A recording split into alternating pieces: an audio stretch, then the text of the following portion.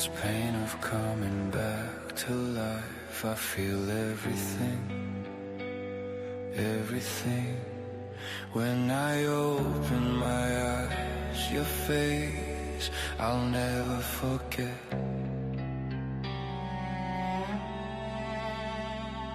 Your horror, my pain, I'm alive, living again. I feel every stitch and every scar.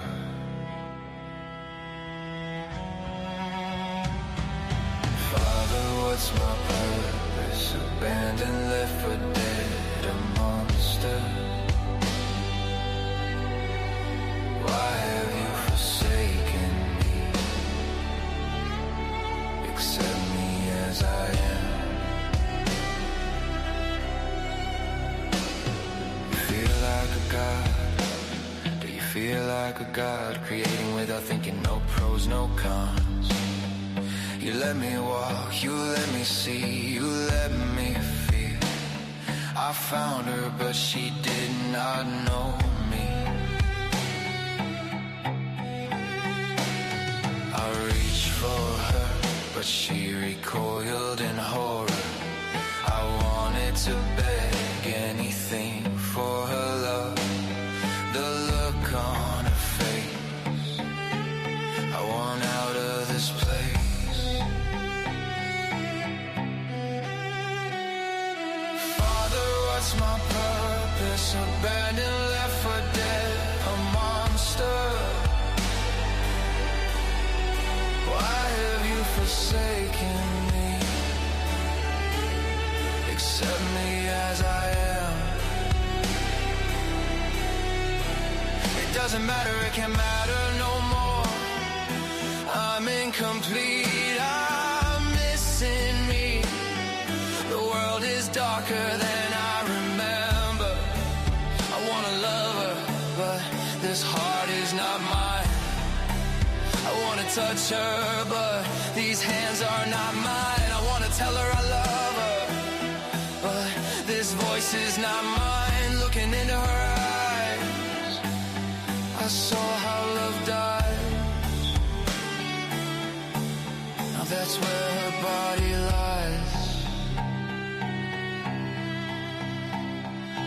Father, what's my purpose? Abandoned, left for dead, a monster. Why have you forsaken me? Accept me as I am. Revenge shall be mine, I'll catch you in time. You gave me the pain of coming back to life. I want you to see me, look what you've done, what you've done. A man no more from a madman's hands. I walk alone, no part of me is home. Place me back under the stone. Father, what's my purpose? Abandoned, left for dead, a monster. Why have you forsaken me? Accept me as I am. As I am.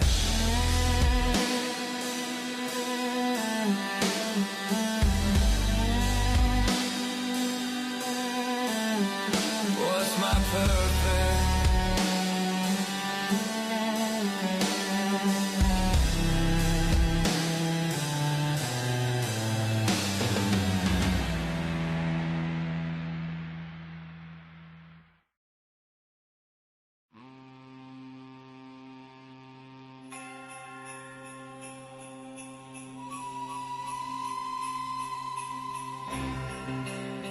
Nicht so ein frohes Weihnachtsfest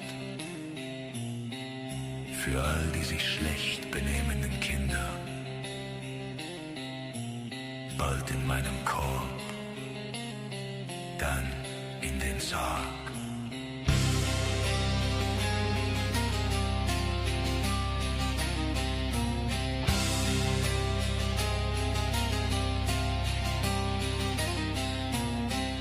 It's Christmas time, and all seems fine. You spent the year without fear, misbehaved and mistreated others. He comes for you, brothers and sisters. Jingle bell time is a swell time for Krampus to spend the night. You'll be hiding, filled with fright. Your Krampus is punishing delight.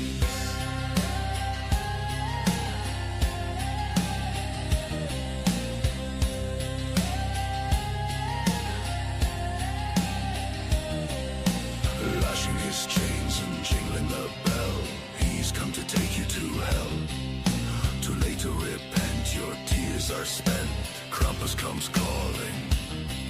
For mercy you'll be longing, beaten with branches and sticks, 'cause you chose to play trick. Joke's on you, you selfish fool. Now, what's left is a dreadful mess. Jingle bell time is a swell time for Krampus to spend the night. You'll be hiding, filled with fright. Your Krampus is punishing delight.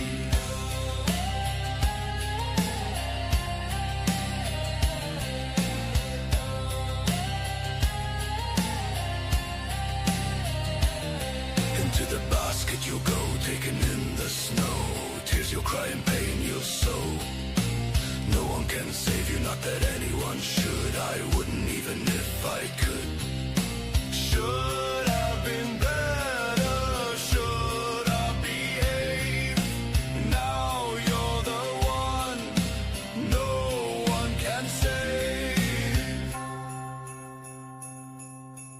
Gute Nacht an alle, die gedient haben. Seien Sie im kommenden Jahr gut gelaunt, oder ich werde dich nicht sehen.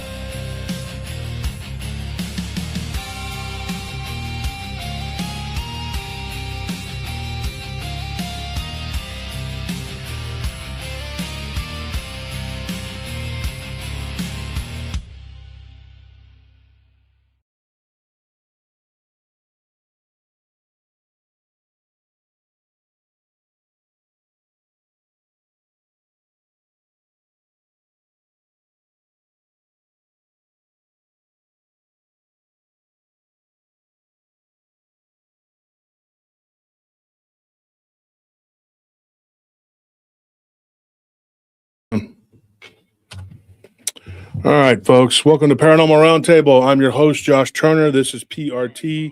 Join us in the real reality. And here we are. Real reality. We always come here to the real reality, don't we? Some people don't like it, though. They don't like the real reality. They want to hang out in the make-believe, the land of make-believe, right? Start coming on like Mr. Rogers putting on a hoodie. Hey, folks. Mr. Rogers here. Welcome to my humble domain.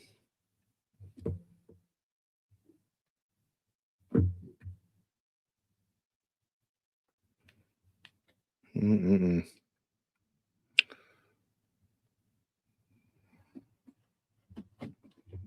let some people get in here.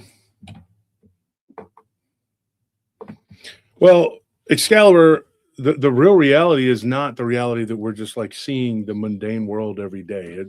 I'm talking about the real reality, the one that we're here to talk about, that we're here to discuss. That's the one that we need to be talking about. I'm going to say hi, Tony. Tony's going to be my co-host tonight. Hey, everybody. It's going to be me tonight. Yeah, unfortunately. I'm in the big boy seat here. Nice and comfy. Oh, 1 second here.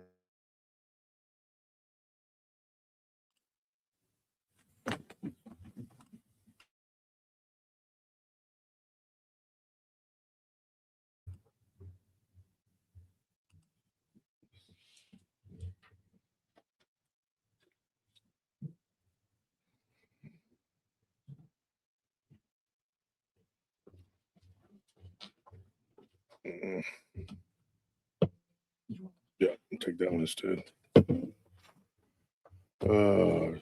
Letting people get in here.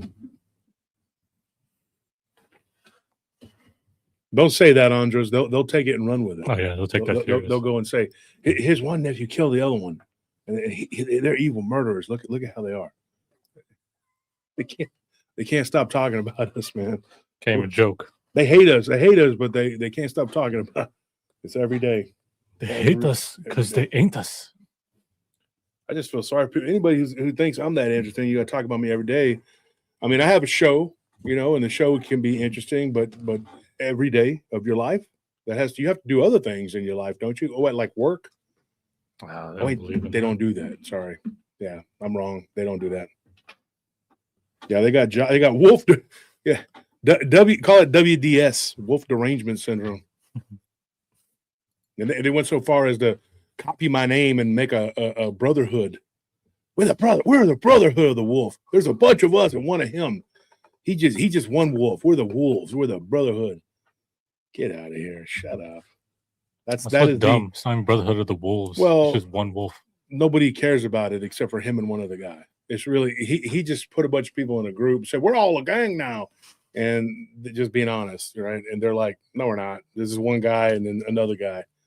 That's why he likes that other guy, because he plays along with him. He pretends like he's part of the gang. He's like, yo, we're a gang. I'm in the Aggie gang too. We're a gang. You pronounced that wrong. I think it's pronounced cult. Well, they call it a brotherhood. It's a brotherhood. Yet there's supposed to be women in it too. It's definitely an Aggie cult, though. Well, actually, he don't include women. I think it's just like there's because he made fun of me. He said I was honorary. I wasn't supposed to be in it. He said only non. He said the only people that are honorary are women and one other guy. And I was like, really? I was supposed to be insulted by that. I was like, I don't want to be in your gang, dude. Well, we didn't go out in the woods with him, or tromp around naked holding. Is that your swords. microphone doing that? Is it a reverb, or is that your voice? Is there a reverb? Yeah, it's coming off the microphone or something. Let me turn it down, baby. Does that sound better? I think so. When you're kind of talking right into it, I don't think you need to. Are our microphones sounding okay, guys? You sound okay. I think it's just mine sounding a bit weird. Pachura says you need a clock in the background so we can watch the live stream, pick it up later. You can just look at the timestamp. I mean, like you can see what time it is when you leave. Just look at what time it is on there and go back. Right? Doesn't it show the time on there if you click the bottom? Well, it's because we have the live chat go straight to with us, so they can't really go back to see how long we've been on. Yeah, we couldn't do that though. We can't mess with that because people got lost. Yeah, dude. People were showing up in the middle of the stream and commenting about stuff that was like, and the comments would be from an hour ago. Yeah. And you're like, what is that, dude? And they're talking about stuff that happened, like 2 hours ago. Merry Christmas, everyone. How's everyone doing?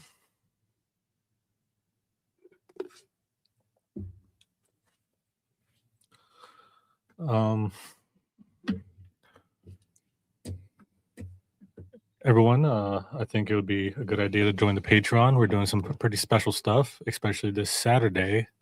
We're planning on doing a Patreon live stream. So if you aren't in the Patreon, I'd go ahead and join up, because we're going to do a show on Saturday for them. And then also, obviously, you can get the swag bags. And if it's not the Patreon live stream, we try to do a show every other week for you guys on Thursdays. Yeah. Yeah. So join the Patreon because this Saturday we're doing a Patreon exclusive live stream. Mm-hmm.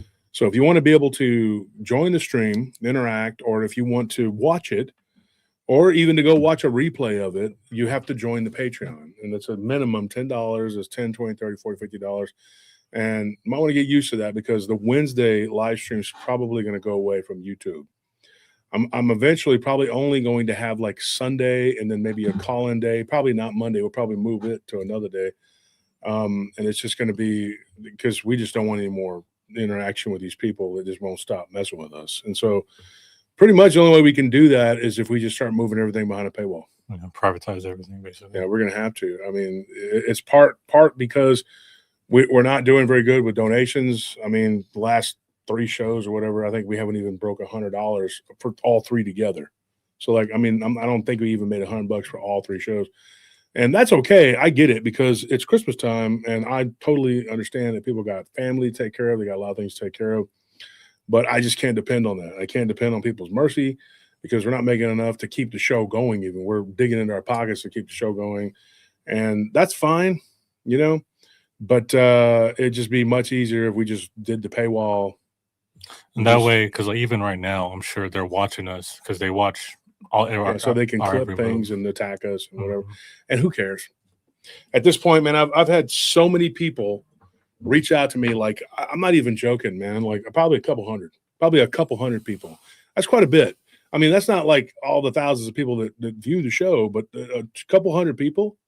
I've kept track of at least, 200 people who have, I think it's more than 200 for sure, but that have reached out to me and just told me, hey, we support you. And, they don't want to fight with these people because they see how unstable they are. But I appreciate the support and everybody that's reached out to me and Tony and Anthony and Nelly and Maddie and everybody, even my brother, Scorp, everybody part of the PRT team. And they've told us, like, hey, we support you and we appreciate you and anything you think you, Sean Hertel. And so they just so that we don't have to deal with these people anymore and people understand they do. And so I just posted something that they were saying on my Facebook and there's a bunch of it, dude.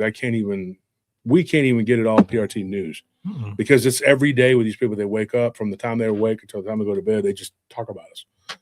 And there's so many of them there's not a lot of them, but there's so many comments that they make and horrible things that they do and say that we have to, spend our show trying to, combat them. It's best just to forget about them, pretend like they're not there. They're going to say, at this point, they've worn out the shock and awe. They've said the most horrible things you could possibly say about me, about my wife, who has a brain tumor and an aneurysm, and they say nasty, mean things, and it's just wearing her down and her health. It's got her health down, and it's messed with me, and my mental health has been, just constantly exhausted from it. Christ is King. Thank you for that donation. I appreciate that. Yeah, you're on the $30 Patreon. See, that's the thing. The same people always help. It's just always the same people. And it's just, so we're just going to have to move it for those people. You're going to get the Patreon. You're going to be able to do the Patreon and we will do, I hope everybody that's on the Patreon, I hope everybody joins the Patreon and people that are on the Patreon will join us on Saturday. It's going to be a good show. We're going to do the story from Kevin and Griffey, from the people from California. So that's going to be interesting. Tonight's story comes from West Texas, and the woman that gave me the story, I think it's going to be very interesting. We're going to see what we're waiting for people to join the chat here. Yeah, it's going to be pretty exciting, guys. Join up while you can. Yeah, and it's going to be a small chat, like Abe's show. But, Abe will get, 40, 50 people in there, and it'll be fun, to talk and be on there, and I like to go and it's a cozy chat. It's real, and it's just going to be people who are real serious about the show, people who are serious about listening and learning. And so that's going to be awesome. I'm looking forward to it. Mm-hmm. And thank you for that, Law. We appreciate that. I appreciate you. Yeah, we're still trying to get the money together for the food drive, and we've gotten half of it. So if anybody wants to help out with that, we can get, at least part of our money back from how much we have to spend. It's going to be around $5,000. And, we thought about doing it less, doing less, but we just can't. You can't do that. There's a lot of people who are going to be depending on it. And we'll be giving away food all the way up into January. Just, trying to make time because not all the people live around here. They don't all live in town. And I have to go between here and other cities. Yeah, we have to drive around. Yeah, to give to the people. And it's a good thing. We try to do that. We were going to, I don't say cheap out because we didn't get a lot of help because my business partner has been kind of incapacitated the last year and a half because of his heart attack. And so he can't help like he used to. And he's got a lot of medical bills and things. And I've been trying to help support him and support my family and support, we got medical bills and, it is brutal, dude. So we're just doing what we can. And we're going to try and give as much of the food away as we can to everybody we can. And I think it's going to be good. We're going to make a lot of people's Christmas. It's pretty exciting. I mean, we do it every year, and it's always a good thing. Yeah. It's always fun. And then it'll be nice to get some tamales again. I'm excited about that. Need to get hold of Daniel. Yeah. Daniel, the guy that I saw the Dogman with, he is the tamale guy. Yeah, we always get a him. Catering business too. Every year. Yeah, they're some of the best tamales I've had. They're always delightful. We're fortunate because we got, Thorndale Meat, which always helps us with the sponsorship. And they always cut us a real good deal and a discount on the meat and everything. And a lot of people, they're not going to get this kind of food, any time of the year. They depend on us. And last year we couldn't do it. We didn't make enough money and we just were in a financial crunch and we couldn't do it.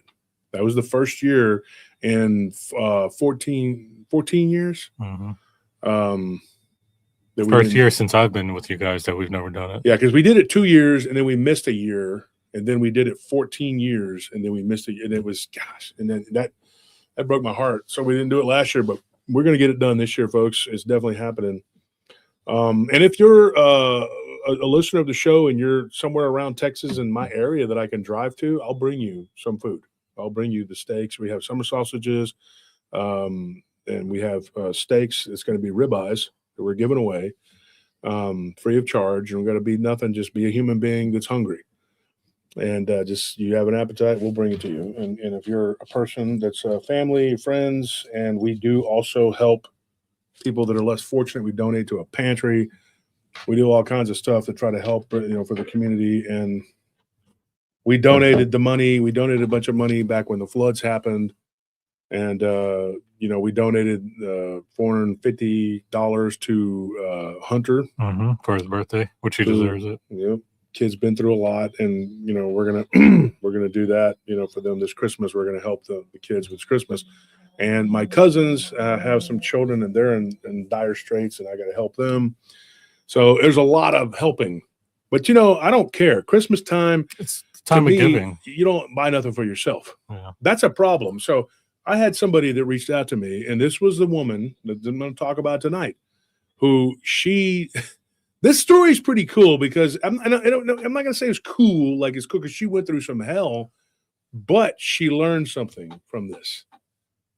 That's the key, right? She learned something. I think she, I don't want to say she was taught a lesson because that sounds kind of mean. Mm-hmm. Sounds like you're being like, yeah, you got what you deserve, No, I'm not going to say that. She learned a lesson, but she wasn't taught one. Yeah. Yeah. And there were 2 sisters that were involved. But we'll talk about it. You got something to tell anybody? Anything? One thing, Randy, I'm actually back to my normal weight. Appreciate it if you don't spread these slanderous lies about me being skinny. And I also You've been working out. Me and Wolf is really helping me actually, but I'm writing a book about some of the stories in Vietnam, Laos, and Cambodia. Vietnam obviously being what my nationality is. So I want to kind of delve into some of the history and stories about that area. Actually, your dad's from Taiwan, so. Okay, but I was raised Vietnamese. You were raised in the Vietnamese culture, yeah. Yeah. So if anyone has any stories that, you might want to, you might have in that area, I'd love to get them so I can start incorporating them into the book. Yeah. And I would appreciate that a lot, guys. Yeah, and this episode was actually supposed to be called Chased by Dogman and Ghosts for Christmas. Mhm. And it wasn't. It was Tony mislabeled it. So, Yeah. leave it to Tony to mislabel stuff. It's all right, though. Anthony's gone, so the whole ship's breaking apart. Well, Anthony's getting ready to take a big test. He needs to study. So he's studying for it, and I'm not going to tell anybody what it is. Nobody's business. But he's taking a big old test that's going to be important. So he didn't have his pool noodle, so he couldn't keep me in line.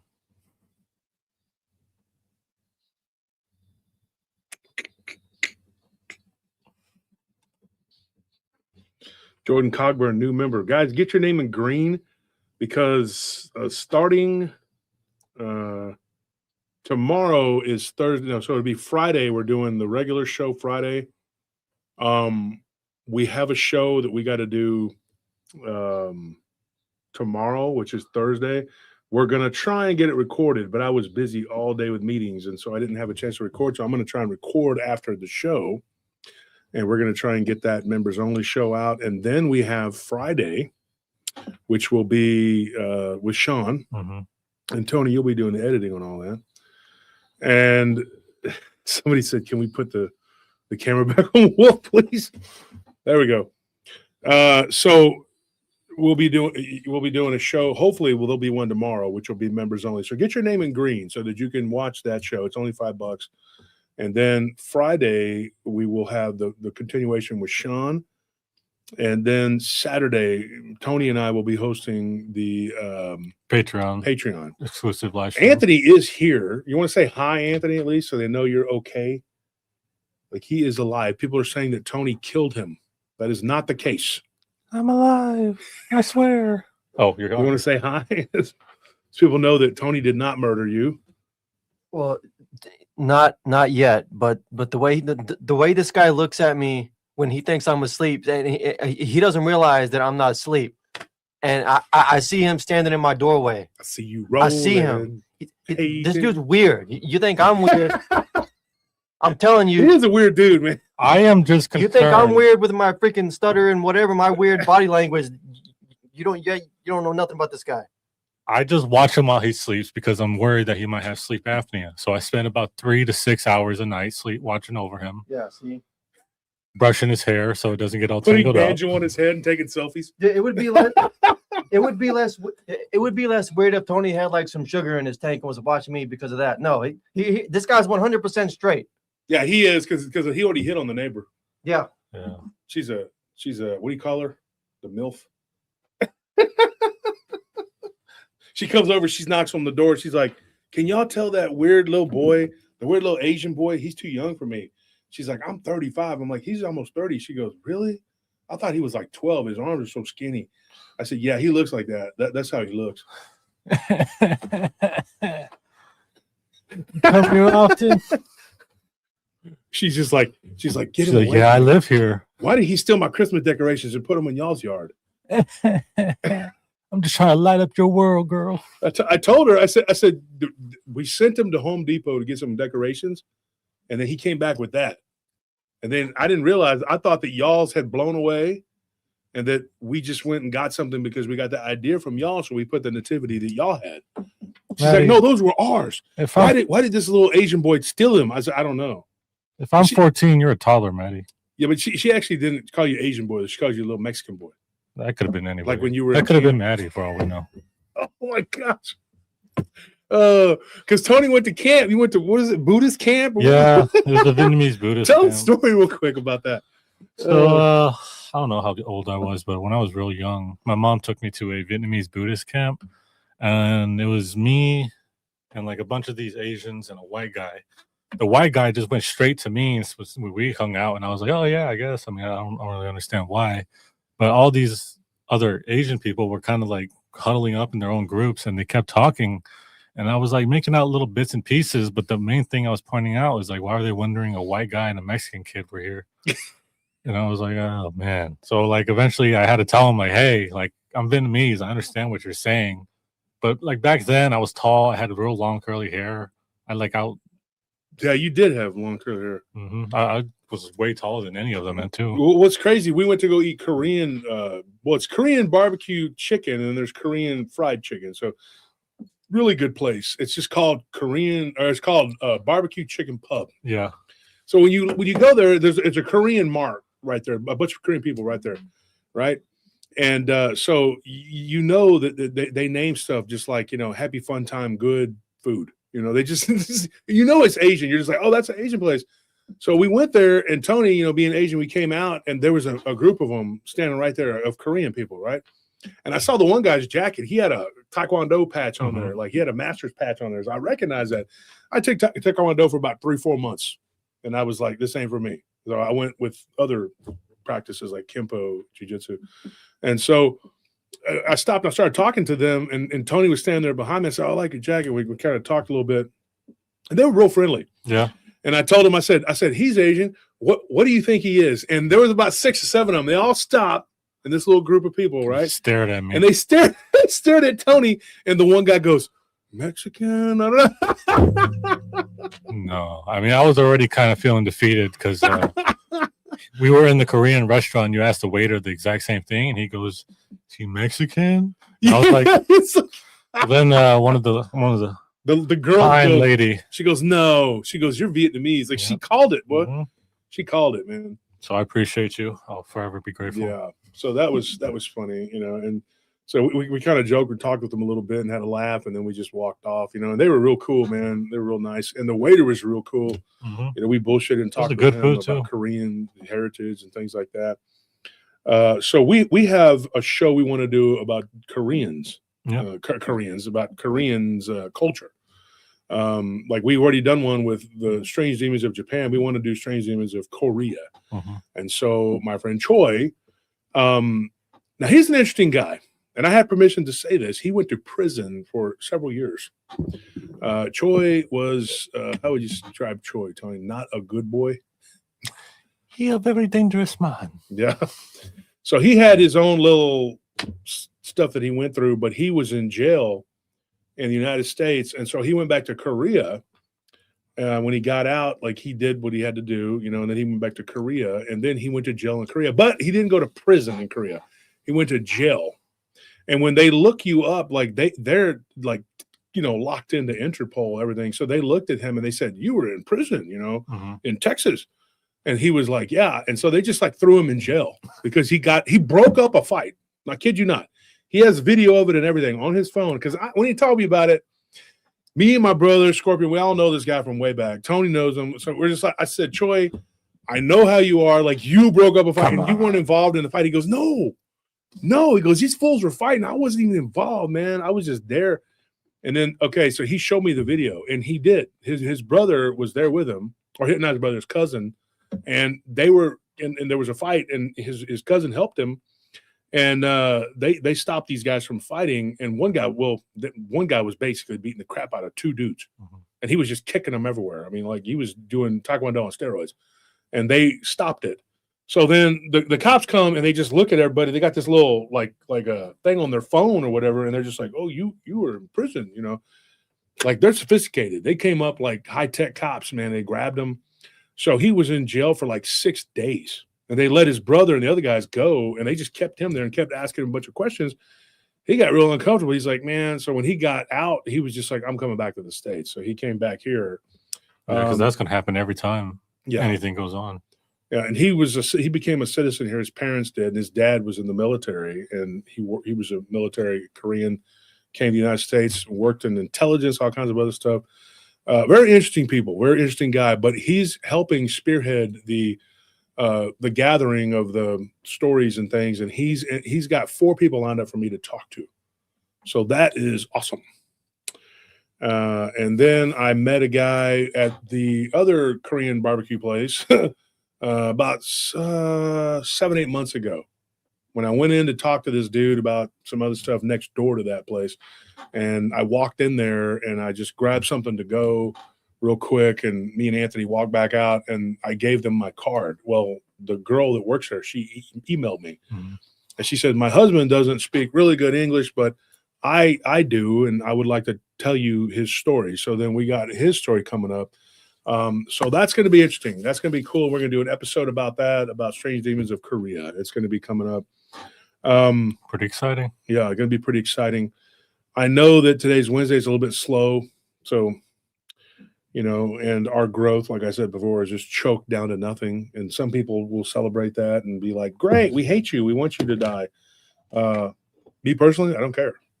I'm not going to change who I am or change anything about me. They can say whatever they want.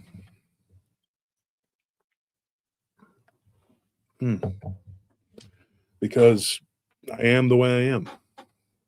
And all I care about is who we have here. That's it. If we get more, we get more. If we don't, we don't. I'll be here regardless. And I appreciate people pitching in and helping. Like I said, we're still trying to get the money together for the food drive. We will be taking the food, probably picking it up, I think the 17th or 18th, what we're looking at. Got a little later start this year because we didn't have the money together. But we're going to get it done by the grace of God. Yes, they do, Dale. Korea does have some crazy stories. I've already listened to part of, or two of them, and then part of another one. And I'm not going to lie, it scared the shit out of me. Choi was retelling one of them that happened to him over in Korea when he was young. He came here when he was 4. And so, yeah, dude, it was pretty gnarly. And, dude, yeah, I don't know, man. So his grandmother stayed living in Seoul, and he went back, and that's what ended up happening. He stayed with his grandma. He would go back to visit her, like Phil. Yeah. Phil, he went to go visit his grandmother in Japan, Phil's half Japanese. And so when Choi went back to visit, I'll just tell a little bit, like he went back to visit his grandmother. There was an entity in that house, and he walked into her bedroom and saw it on her chest. Oh my gosh. And it looked like in the face, it looked like a cat. But it was like a humanoid, but it wasn't real big. It was like a little cat-like. It was horrible, dude. And that was only like one thing that happened there. His grandmother's house was very haunted. Ended up talking to his friend, and I will, like I said, we'll get into it. We'll talk to him. There's going to be a lot of, what's up, Abe? How you doing, man? Roaches and rubber duckies. Abe is a good dude, man. Spiritual Encrypted Encounters with Abe Sears. He comes on late at night, and he's on just about at least 6 times a week on average. I think he takes a Friday or a Saturday off, depending on what he goes. And he goes with his wife, and they go Tejano dancing. But he has a show. Go check him out. He's a Spiritual Encrypted Encounters with Abe Sears. I'm in there all the time. I'm in the chat, or I'm on the show, talking about all kinds of stuff. Last night it got kind of heated. There's a bunch of weird people in there. Well, not a bunch of weird people, just one. Yeah. No, two. Two people. One, there's a guy, I'm not going to get into it, man, but it was crazy. And I just kind of lost my cool a little bit because, there's respect and then there's just ridiculousness. They're acting a fool on Abe's channel. Yeah. But Abe's he's very lenient. He lets people go and talk like we do on Mondays. He does it every night, though. He does that. I can't do that every night. I'd be mad. Like, I could tolerate 1 or 2 nights. People doing that. I couldn't do it every night. He's a saint for that, because I couldn't do that. I'm just. And there's another one. She's from Abe's chat too. What's up, Nevea? How you doing? She's a good person right there. I disagree, Andres. I disagree. I don't believe that he means well. We're talking about a guy that was in the chat last night. I think you come in like that, you're disrespectful. I wouldn't nobody's going to put up with that. I don't know any of my podcaster or YouTuber friends are going to have a guest that's going to get away with that. Yeah. And Abe was being very lenient and being nice, and that's what he does. And yet he gets attacked like all the time, like I do every day. But we're used to it. I mean, we're just used to it. There's a difference between how you should, do that kind of sort of thing. And when you go overboard like that and you consistently do it, it shows your lack of respect for Abe, and Abe's allowing you to come on there, not to take over his show and spew whatever nonsense you're saying, but to debate with him or just speak with him, and they don't seem to have that level of respect towards him. So, Wolf obviously rightfully got angry and angered at that level of disrespect towards Abe, because Abe is a good man. He puts a lot of work in, and he cares about, this community and the kind of stuff that comes out on his show. obviously cares a lot about Christ, and when you're disrespectful towards those kind of things, then you don't deserve to be on his platform. No, and that's the thing. I got to do something at work. Oh, exactly, Maddie. I mean, that's just not okay behavior. Mm.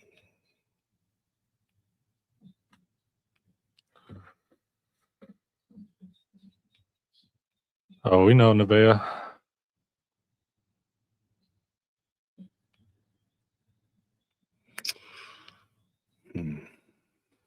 Abe is a very kind soul and very strong in Christ. And he's one of the rare ones that we have in this community. So you can't allow people to just treat him because he's kind or treat him incorrectly just because he's very kind. Yeah, and that's disrespect, to, like I said, to go on somebody's show and do that. It's just I'm not even going to get into it. It's just, not cool. And I called him out on it. I was like, dude, this is ridiculous. The guy that was doing it, and he got mad. He said a bunch of stuff about me in the chat. I don't care. People can say whatever they want. You ain't gonna whoop my ass. I don't care. I know you won't. You ain't gonna touch me. Nobody's gonna touch me. I promise you that. Y'all can talk and be over in other states and wherever. I don't give a shit. You ain't gonna put hands on me. You're not gonna touch me. I'm not gonna You say ain't gonna touch me, baby. I promise you that. You will regret the day you were born. You touch me. I will defend myself, and you're not gonna like it. And you're not gonna say that nonsense in front of him. And you ain't gonna say shit to my face. Yep. Get in my face. Say it in my person. face. There was a bunch of people at the conference. A couple of them talking about, yeah. You didn't say shit when I was right in front of you. And I told you to be quiet when Bettina and Tex were talking. Y'all were talking. I told you to be quiet. Now y'all running your mouth. You didn't do shit. You didn't say nothing when I told you to shut up, didn't I? I told you to shut up, take it outside. You just stood there. Oh, okay. Now you're gonna talk like you're gonna do something. You ain't gonna do shit. I promise you won't do nothing. Guarantee it. You don't think I'm all talk? Mm-hmm. Not threatening you. I'm just telling you straight up. Don't try to touch me, put your hands on me, or bring nothing to you. Don't try to come at me. Violence, you don't want none of that. Just leave it alone. Don't talk about it because you don't know what it's about either. Don't talk about violence like you're familiar with it. You're not. None of y'all are. Don't say that. I'm not talking about the chat. I'm talking about these people who are talking. Be quiet. Just be quiet. I'm sorry, Debbie. Things getting rough. Things are tough. I know things are tough all over, man. I've had a lot of people reaching out, needing help. We're trying to keep our heads above water ourselves. So here's what's going on. Let's get started. We've got 270 people in here, and it's a slow Wednesday, but we're gonna get this story banged out. And a bunch of people will come and watch it afterwards, I'm sure. But this happened to. I'm looking at my notes here. So they're sisters, Sarah and Sienna. I was gonna say Sierra. Thank goodness I went and looked at my notes. It is absolutely, her name is Sienna, not Sarah, not Sierra.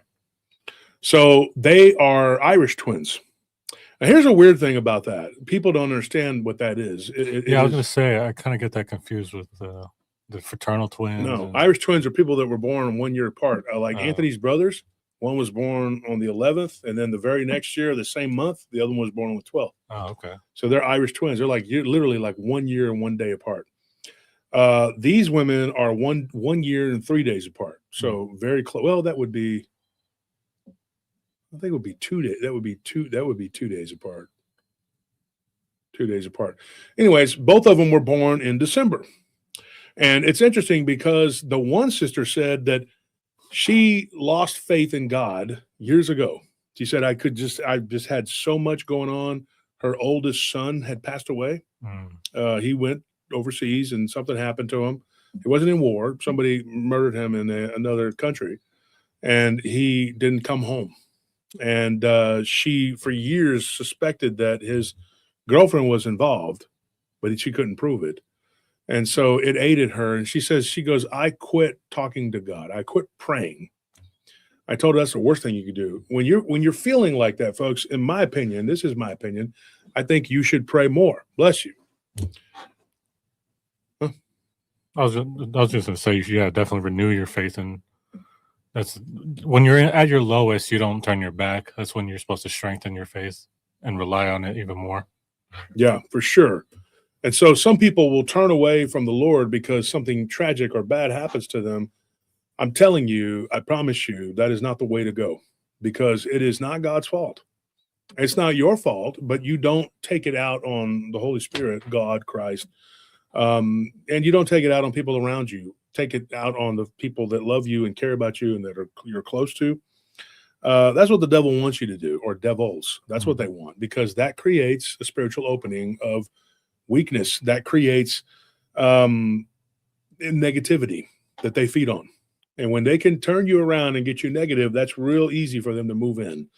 And that's one of the things Abe always preaches about is love foundation. Keep your love foundation. We're not perfect. We're not perfect. He's a soldier, and I was a freaking outlaw years ago. And you know what you do? You mess up, you screw up, and you say cuss words, and you get mad, and you say things back to the enemy, and you get pissed and say whatever. I'm not perfect. That's why I'm not a preacher. People are like, you should be a preacher. No, I shouldn't. Because a preacher doesn't cuss like I do. A preacher doesn't get mad and go off on people like I do. I do that because I'm a sinner. Preachers are too, but they need to be held to a higher standard than someone like me because I'm a YouTuber. I'm a podcaster. I'm not your preacher. I'm not your priest. I will always try to tell you the truth and try to bring you to the right conclusion. But that's as far as it goes. You don't have to hold me to no kind of whatever. And some of these people, I think that's what their problem was. You put me up on a pedestal that I didn't belong. I didn't ask for it either. And then you kicked me out from under. You kicked it out from under me because I wasn't your guy. I never said I was. And I never told you. Never asked to be. I'm not a hero. Believe me. I have a very violent, angry past, and that's in the past. You want to bring it out of me? You're not going to do that. You're not going to do anything to me. I'm too smart for that. So just go away. Leave me alone. What I want is people who want to hear what I have to say. And if you want to hear my opinions, then hear it. If you don't want to put your fingers in your ears and go la, la, la, la, la, don't matter. Or go away. But if you want to be here, you want to hear it, this is what I'm going to tell you. What Sienna was saying was that she had gone away from God and she had drifted. And she said, I was once in the church. I was very, very devout Baptist.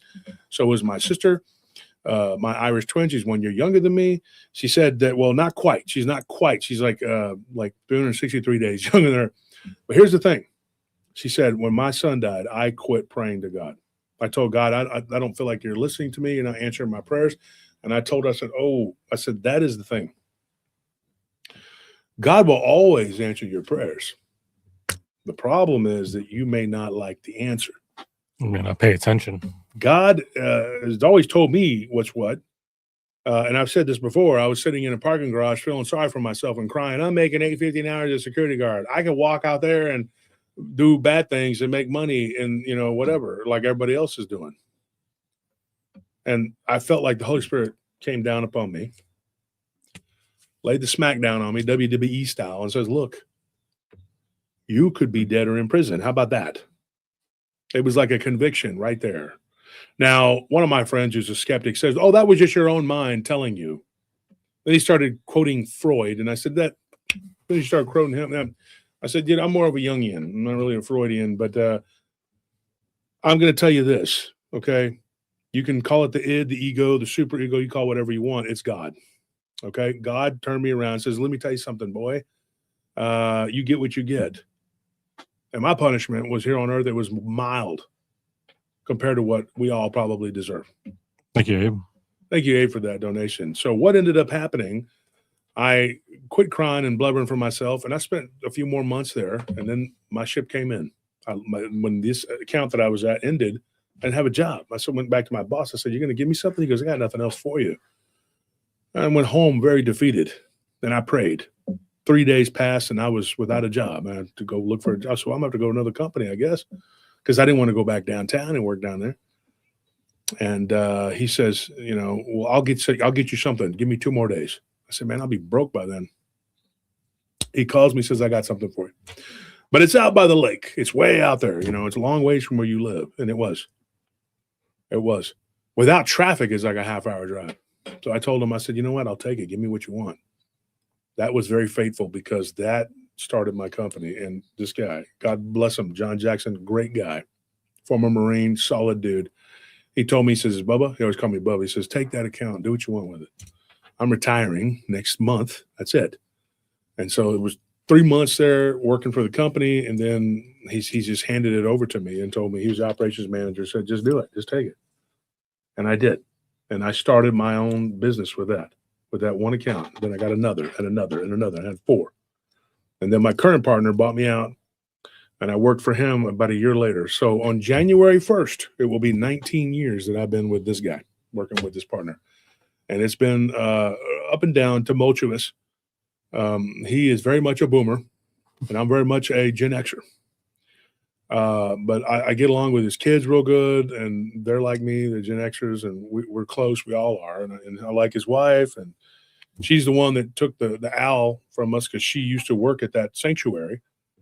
And so, yeah, that was it. And God took care of me.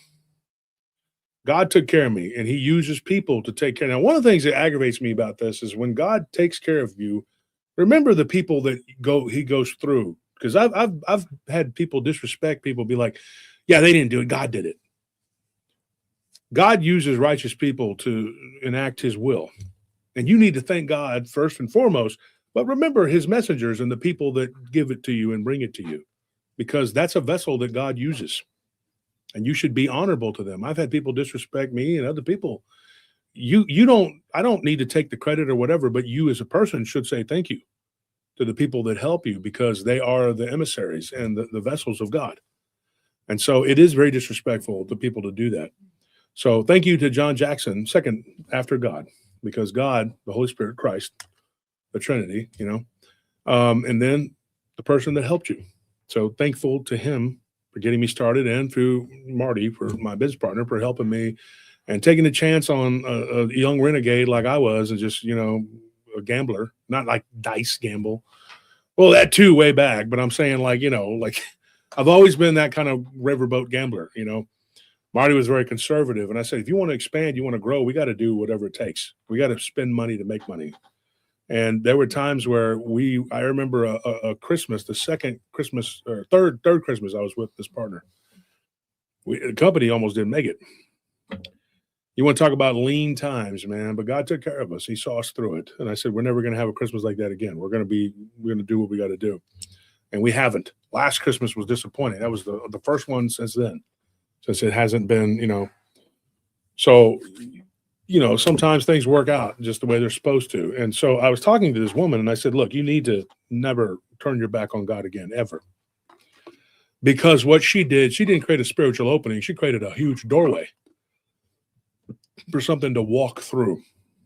Now, I don't know if you guys remember, not this year, but last Thanksgiving, before this Thanksgiving, my cousin Tim came on after Thanksgiving.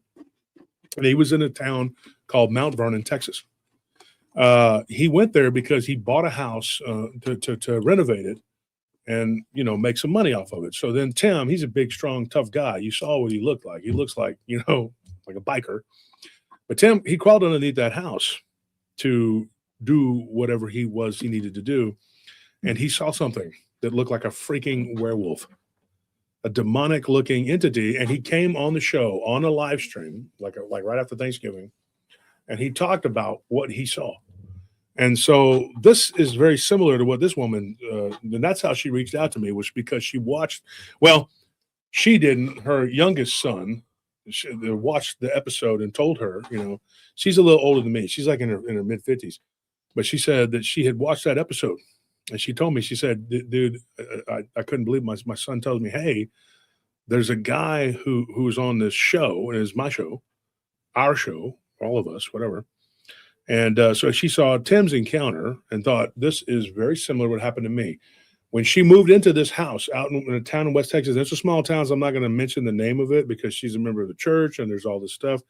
And she did talk to her pastor about this, me talking about it before it happened. So I was like, look, I'm very respectful. I'm not going to intrude on your congregation, whatever. Her husband is involved in the church too, and he's in the community there. And so I'm not going to mention the name of the community, but it's in West Texas. And so when her husband, this is before they got married. This is her second husband. Her first husband passed away. So she's had a lot of heartache, a lot of tragedy. So she turned her back on God, right? So she buys this house. This is a little 3-bedroom house, like she says, like 1,600 square foot. It's not a big house. And in the back, there was a storage shed back there. She goes back there. This is weird. And they're digging through, her and her 3 sons are digging through the stuff in the storage shed. It's a big shed, and they find a bag in the back.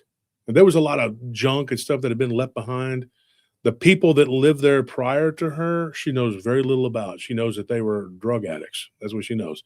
She knows that because she found needles, which is terrible, because if you get stuck, you don't know. That's a fear that everybody should have, because you got to be careful. People, they just throw their crap everywhere, and she found all kinds of crap, and so they cleaned the house up, and the people that they had to hire some people who were so dirty and so bad.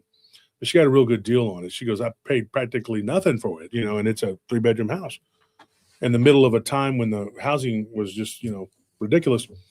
And it's a small town, kind of in the middle of nowhere. And she says, I don't pay a lot, mortgage is not real bad, whatever. I had decent credit, and I took care of my business and my boys, they all work.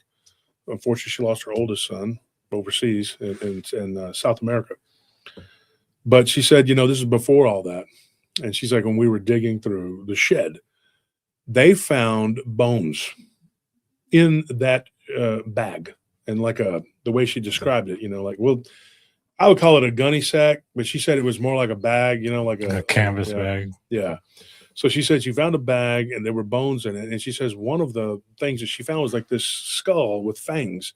She goes, and it looked very odd. She goes, and I didn't know what it was.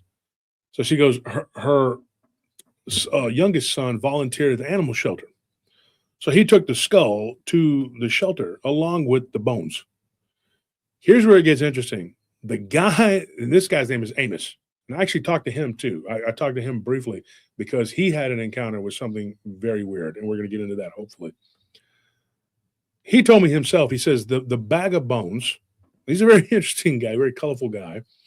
And he said, man, I don't know what that was. He said that the skull was definitely a canine. He thought it was a wolf, but he turned it over to a friend of his that looked at the skull and said, this is not a wolf. I don't know what this is. It's a type of canine, but it's not wolf. The bones were weird. You had elongated thigh bones. You had weird foot bones, the pieces he put them, they were thinking that's what they were. And there were like bones like a hand. Only one hand, enough for part of one hand. The other bones, they don't know what happened to them. And the lower jaw of it was gone. There was no lower jaw. It was just the top. And the skull was big, but it wasn't giant. But she said it was pretty big. She's like, we have a really big Neapolitan Mastiff, and the skull was bigger than his head. But not like, because I told her, I said, do you think it would be, like some of these Dogman, they say that they get these big old heads, and I told her, and she goes, no, I don't think it was that big. She goes, this is a little bigger than our Mastiff. So it could have just been a large dog, right? I don't think so. So this happened like back in the 90s or whatever, late 90s. And like I said, she's older than me. She's not in her mid-50s. She's in her late 50s. But her sons, she had her first son when she was 16. So he was, she had one 16 and another one she was 18 and another one she was 19. And then that was it. She had 3 sons. And so they were young boys. They weren't real old. But she was definitely not one of those moms that just go, oh, I'm going to let my kids do whatever, whatever. She goes, no, I paid attention to what my kids were doing. And she saw that these kids were scared. They were scared of whatever this was. And she said, I was not in the position of being, a protective mother. She's like, I did not want them to be afraid, because they were hearing noises, voices, talking, conversations when they were cleaning the house after they bought it. It was like the cleaning people were talking about it, and these people were Hispanic, but they heard the voices speaking in Spanish.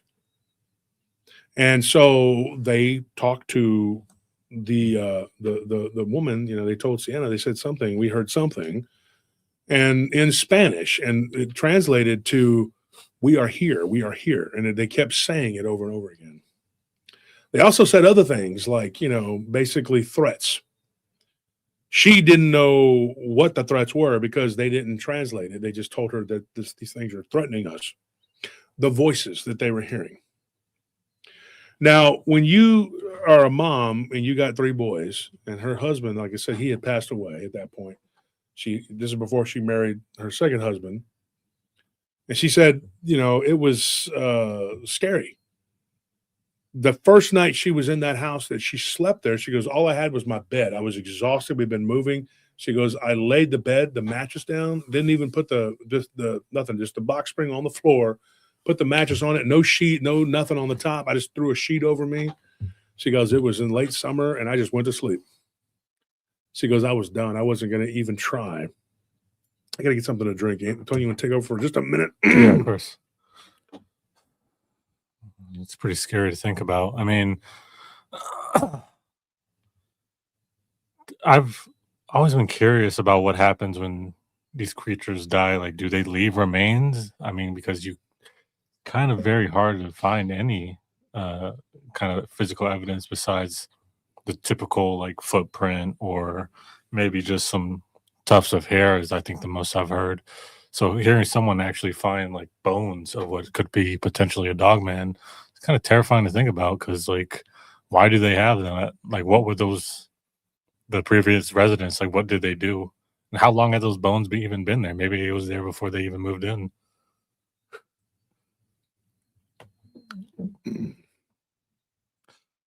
And I am an only boy in my family full of women, so I can't imagine. I don't really understand what it's like to be raised in a household full of boys because they always usually just bullied me. But having you started coming around with us when you were real little, yeah, and then you came when you were senior in high school, yeah. So you were raised around Zane and Anthony. Yeah, but it was like every once in a while, like you guys would come through, and then sometimes you guys would take me with you guys for like a week or so. So I was thankful of that, but like the day to day, it was mostly just women. Yeah. So Tony admitting that he's a sissy. Well, so here's what we're talking about here. Okay, man. So what we're talking about here is her sons. Basically, they had to go through. God, I wish I had my lozenge, folks. My throat is really. So what they had to go through in the very beginning, like it was like right off the crack of the bat, she's like, we were having problems. She's like, the first thing that happened, there ain't none up there. They're at my desk at the house. And she said the first thing that happened, she goes, I was laying there. She goes, and it was hot, air conditioned. We have to use window units. She goes, central heating air was out. We didn't have nothing. The house needed a lot of work. She said, that was dirt cheap. She was really dirt cheap. It was almost like they gave it to us. Literally, she says like she was paying like $200 a month. Oh wow! For the mortgage, yeah, it was like 280. She said it was like 280. So 280 still is not a lot for a 3-bedroom, 1,600 and something square foot. But she said that something came up to the window, and she goes, and I sat up. She goes, and this is where people always tell me they have these weird things that happen to them.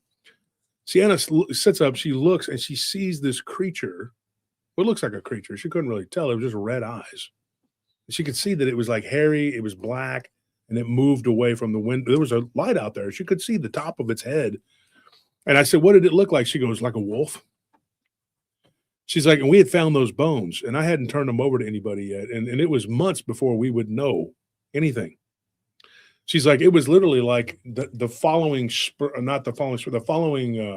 Yeah, she said it was the next year.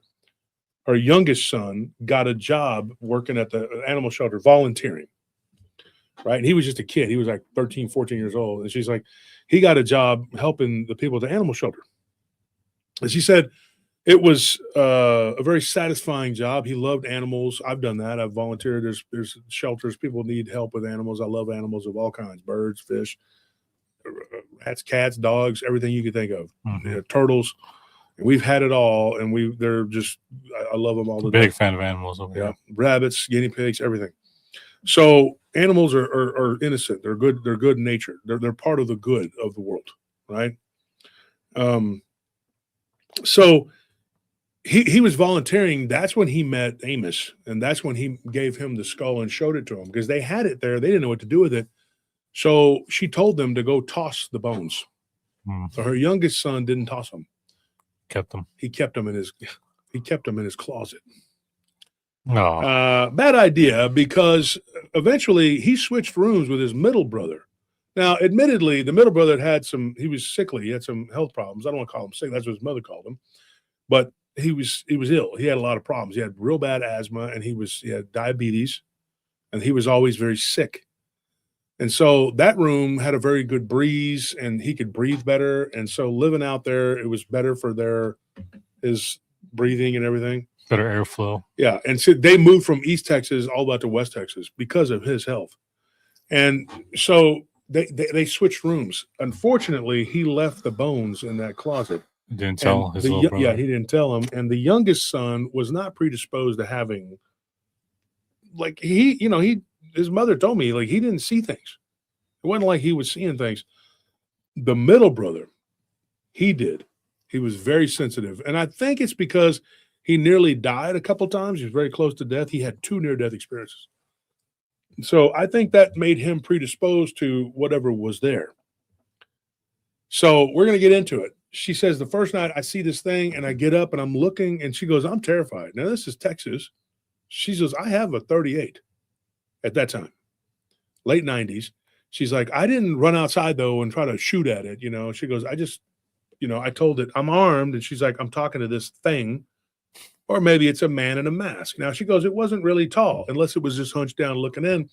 She said it was wolf-like, but it was like, looking in the window.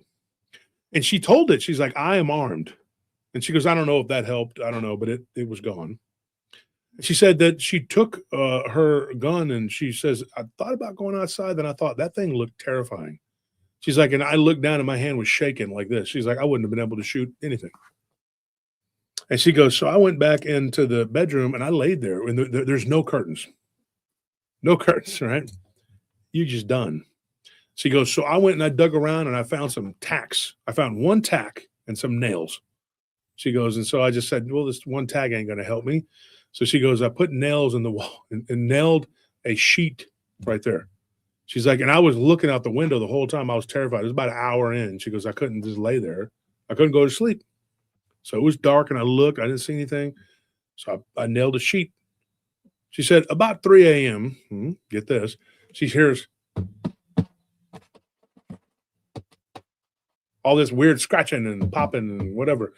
Literally, the way she described it was something was taking its hand and hitting the wall and scratching it, hitting the wall and scratching it. And she said it was scary. It was terrifying. And she said that she knew that it was probably this thing. She goes, so I had a restless night. She goes, so I went into my oldest son's bedroom and I said, hey, can I sleep with you? Can I lay here in the bed? And he was like, yeah, go ahead, Mom, whatever. And so she's like, he rolled over. She told me something kind of funny. She goes, I lay down, immediately he farts on me. It's a good sign. That's what she told me. That's how you know he loves you. And she goes, I thought, well, this is a bad sign. And she goes, and it turned out it was. She said, about 3:30, I heard it over there on his window. But she goes, my oldest son, he would just sleep. He would just never wake up. It's dead to the world. Dead to the world. She's like, yeah. And he's like, he just rolled over and didn't know. She gets up and she looks and she's standing there by the window and this thing pops up into the window. And she's like, I am literally, she calls me Mr. Wolf for a little bit. I told her, don't call me Mr. Wolf. She said, I am literally like a foot away from this creature. She's like, and it was, I said, was it physical? You think it was spiritual? She said, I think it was physical. This is what she said. She said she saw when it was right there was humid out there at night because it had just like rained the day before. And so there was like a lot of humidity and it was overcast. She was happy for that, but not happy that this thing was standing there in her yard. She had a big backyard, but she said this thing was in the backyard. She goes, and it was just looking right at me. She goes, and I didn't move. She's like, I did not move. This is day 1. She's like, I'm looking at this thing. I'm staring at it. She goes, and it breathed. I could see the breath on it, like the humidity from the, And she's like, I backed up. She goes, and I was terrified. I was like, this thing, it's got breath. It's a living thing. She said that the light in the backyard was pretty potent. You could see everything. And she said, I back up. She goes, and I look, and when it turns and the light hits the eyes, there are these red fireballs. That's the word she used. She's like, there were just red globes, burning in the night. She goes, it was looking right at me. She's like, so I back up. She goes, and I lay down on the bed, and I just, my son's there with me. She's like, this situation got worse. That was late August, and it was almost time for the kids to go back to school or whatever. And she goes, then they did. She goes, and they were all older, and me being a single mom, she goes, I was working all the time. And so there were things that happened in between there. A bunch of weird things happened. She said, but there was one thing in particular that scared the crap out of me. There was this shadow-like entity. And here's the creepy thing. She told me herself, she said the shadow lived under my kitchen sink. This is what she told me, flat out. So I told her, I said, Sienna, what are you talking about? How does this thing live under your kitchen sink? She said, well, she's like, my sons, all three of them, and a couple of their little friends, and me, all at different times saw this thing crawl out of underneath the kitchen sink. She said, mine was probably the most notorious. This is her words, notorious, she says. She said that she looks and she hears like something, and she's right there in the living room. She walks into the kitchen. There's like this sliding glass door. She's got two dogs, right? The dogs are back there barking, going crazy. One of her dogs, Champ, she was just like really aggressive dog, right? She goes to let him in and he runs and he goes right there to the cabinet. She looks down. The cabinet door underneath the sink was open.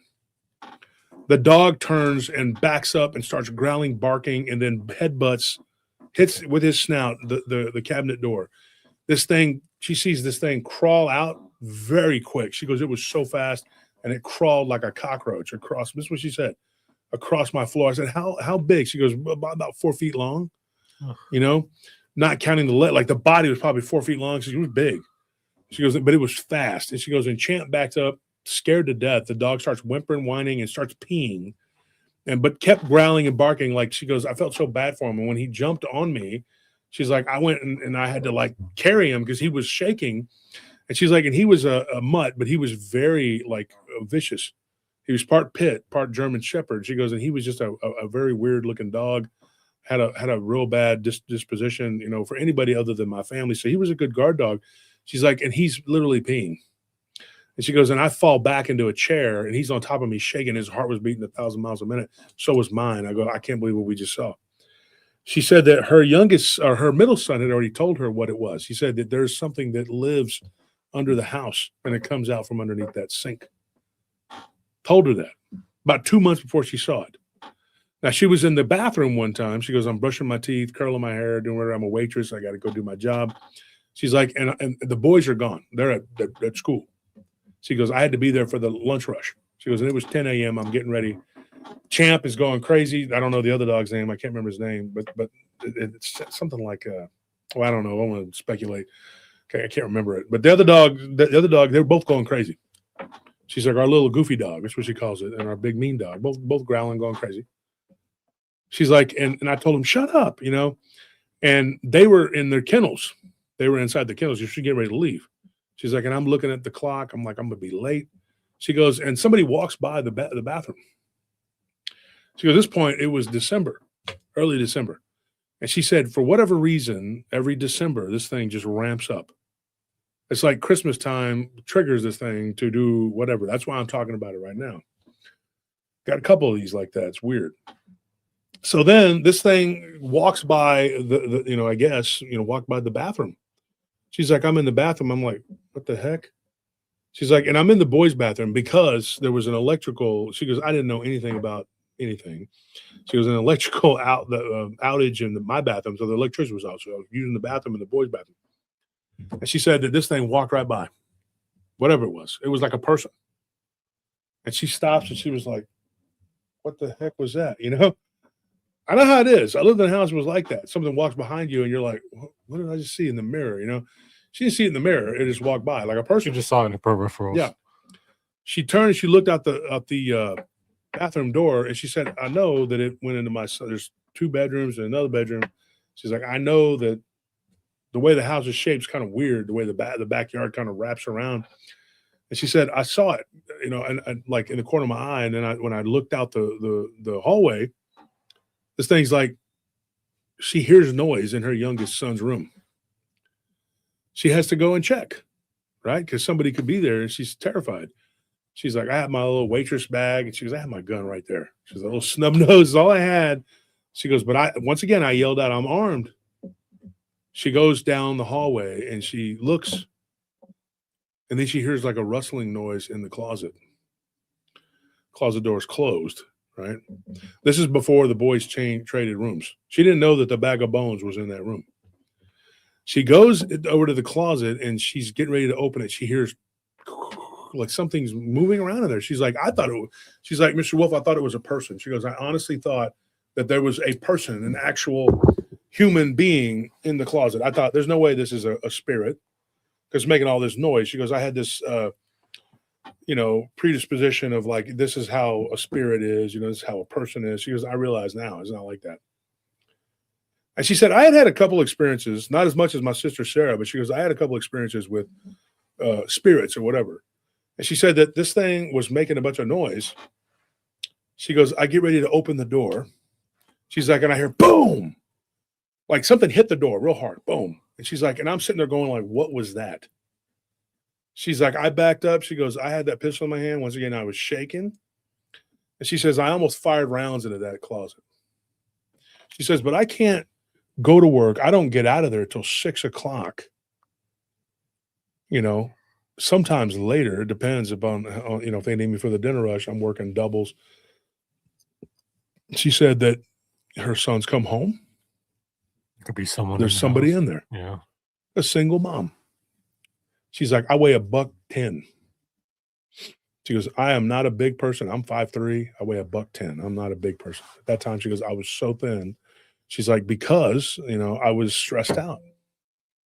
My husband had passed away. We were broke. We were barely making it. We were, by the grace of God, she said this, we got this house. And she says, and now there's something in it. And by this point, there had already been multiple things that had happened to her in that house. And she says, and I was tired of it. I was tired of this crap. So she says, I told her, I said, I'm armed and I'm going to shoot. And she goes, and I go to open that door and the door just goes and opens. She's like, it opened just a little bit. And I thought, there is something there, 100%. It's either a spirit or it's a person. She's like, but either way, there's something there. She's like, you have no idea how scared I was. I said, well, I have a little, but I've never been $110 since I was a child. So I don't know. So I told her, I said, what did you do? She says, I opened the door.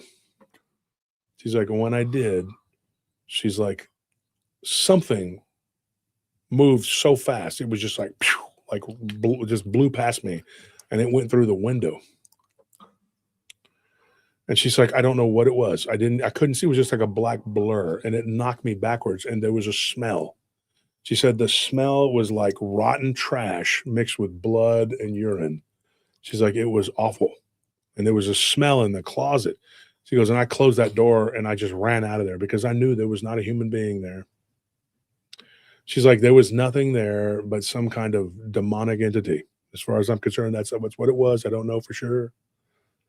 But at that time, she goes, I just thought that's probably what it is, a demon, something like that, She had heard about stuff like this and people moving into houses and having all kinds of problems.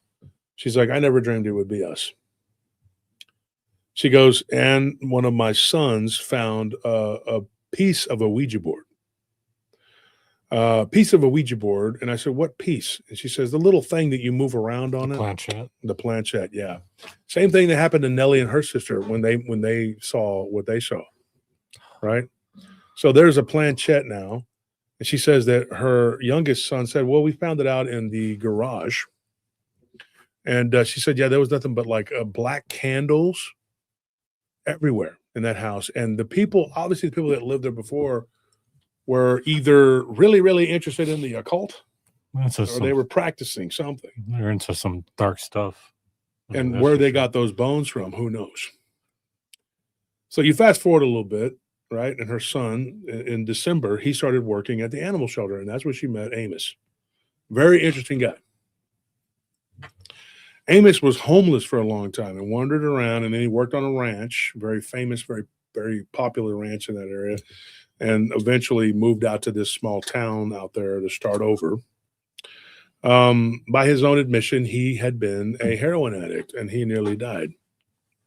He told me this himself, and he said, well, didn't nearly die. He died. He was dead, but he came back. And after that, he goes, I had a good sense of things. He goes, you could show me something, and I could tell you this history of this thing. Prior to that, he goes, not so much. But he goes, dying, and you come back, you bring something back with you, and a part of you stays there. That's his words, not mine. That's a very interesting take. Yeah, and well, I've heard people say that before, but he said it in different words, but yeah. And then he tells me, he says, when the youngest son brought the bones, and he's a good kid. His name's Joshua. Can't be that bad. He said, when Joshua brought me the bones, he's like, I looked at this and I felt it in my hand. I said, this is not a wolf. This is something else. So he gave it off to his friend. And that guy took it to Abilene, and they took a look at it. And he examined it. He gave it back to him. It's about 2 weeks later. He says, this is not, I don't know what this is. This is a weird thing. He's like, I would think it's a prehistoric type creature that we don't really know. But this thing looks like it probably hasn't been dead, but maybe, 10, The bone, 12 years. Yeah. That'll match. So he's like, it's doesn't make sense. And the bones, some of them, he says, are humanoid. He didn't call them human. He said humanoid. And some of them are canid. There was a hand, too, an elongated, weird-shaped hand that didn't match anything. He asked them for permission to turn it over to, I think it was TCU in Fort Worth, and they declined. The only thing about that was, though, that they didn't decline. And Amos said, I told him go ahead to send the skull off, and they still sent the bones back. And he said, no, you declined. He's like, I called you. This is it, right? He calls the animal shelter. And Amos told him on the phone, no, we want those bones back now. And Amos was like, I never told Clark that. That's the guy he was talking to. He said, I never told Clark that. He goes, I don't know where he got that from. And I told Amos, I said, did you really? He said, I did not tell this man that. He swears up and down that I was almost angry, and he heard me slam the phone down, like. He goes, this was no cell phone times, it was late 90s, whatever. He says, dude, it was bizarre. I said, what's wrong with this guy? Are you smoking crack? He goes, I know, because I used to smoke crack. I know what it was. I can see the signs. He said, yeah. He goes, I used to smoke crack. I was, but it's crazy. He says, dude, I don't know what this guy, what he was smoking. And Amos is a funny old guy. And he says, yeah, I told him I don't know what he was smoking. But he was on something. But he's hearing me say, I didn't say that. I never said that. He goes, I've been sober for over almost a decade. He's like, I haven't even had a drink. Not even smoked the marijuana. His words. He's like, I didn't do any of it. And this guy's telling me what I said and what I didn't say. I said, we never even had this conversation. But that was the thing. They didn't realize what they were dealing with. These things, because it was more than one, were insidious. And I think that they had something really, really dark happening there at that place. Because I think that may have been something there already, and the idiots that had the house before, because the people that owned the house rented it out. Then they decided to sell it. They just wanted to get rid of it. The people that lived there before lived there for 2 years. But in 2 years, they managed to basically destroy it to where they had to do thousands of dollars worth of repairs. And then they just said, you know what, you take it over as is and you do what you got to do.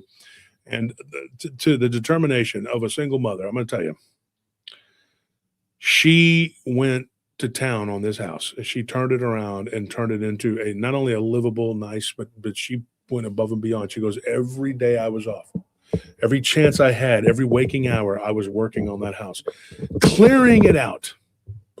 And she knows now that that was part of the cleansing process of that. You got to declutter, clear it out, get rid of all the bull crap, get rid of all the bad. You don't want it there because these things inhabit these areas, these unclean areas. Unclean spirits. Mm-hmm. Mm-hmm. She said, I refortified my strength in God and my faith in Christ. She goes, and it was like that for years and years, until Jeremy, that's her oldest, went overseas and passed away. She's like, when he passed away, she goes, he was only in his mid-20s. She goes, I was devastated. She goes, and we had kind of gone to war with this stuff, and it was gone. She's like, and my two youngest were two other ones, middle and youngest, were still there with me. Jeremy was living with this girl, and she was from there, and they went down to visit, whatever, and then he didn't make it back. She goes, I was devastated, and I was angry. I was angry at his girlfriend, who now she thinks she don't think she had anything to do with it, but at the time she did. And then she said, I was angry at God and angry at myself. And my current husband, he came along, 5 years after they were living in the house. She's like, and I'm telling you, she's like, we did not know what happened to those bones. Amos was the last one that supposedly had them. John Sablon, you got it right, brother. They are going to say I said that I smoke crack. They're going to be like, here he is. He said it himself. He clipped it. I smoke crack. I smoke crack. Go ahead and say it. Do what you got to do. All it does, though, John, is make them look stupid. Cocaine is a hell of a drug. Because they go and they do that, take it out of context, and then people will come and look. And they send people to our show. I shouldn't even say that because now they're going to stop. Don't keep doing it. Do what you got to do, you pieces of shit. Don't matter. Because you're sending people to our show. They come to the show. And they go to look to see what this is, what's going on. And it is. So, hold on one second, folks.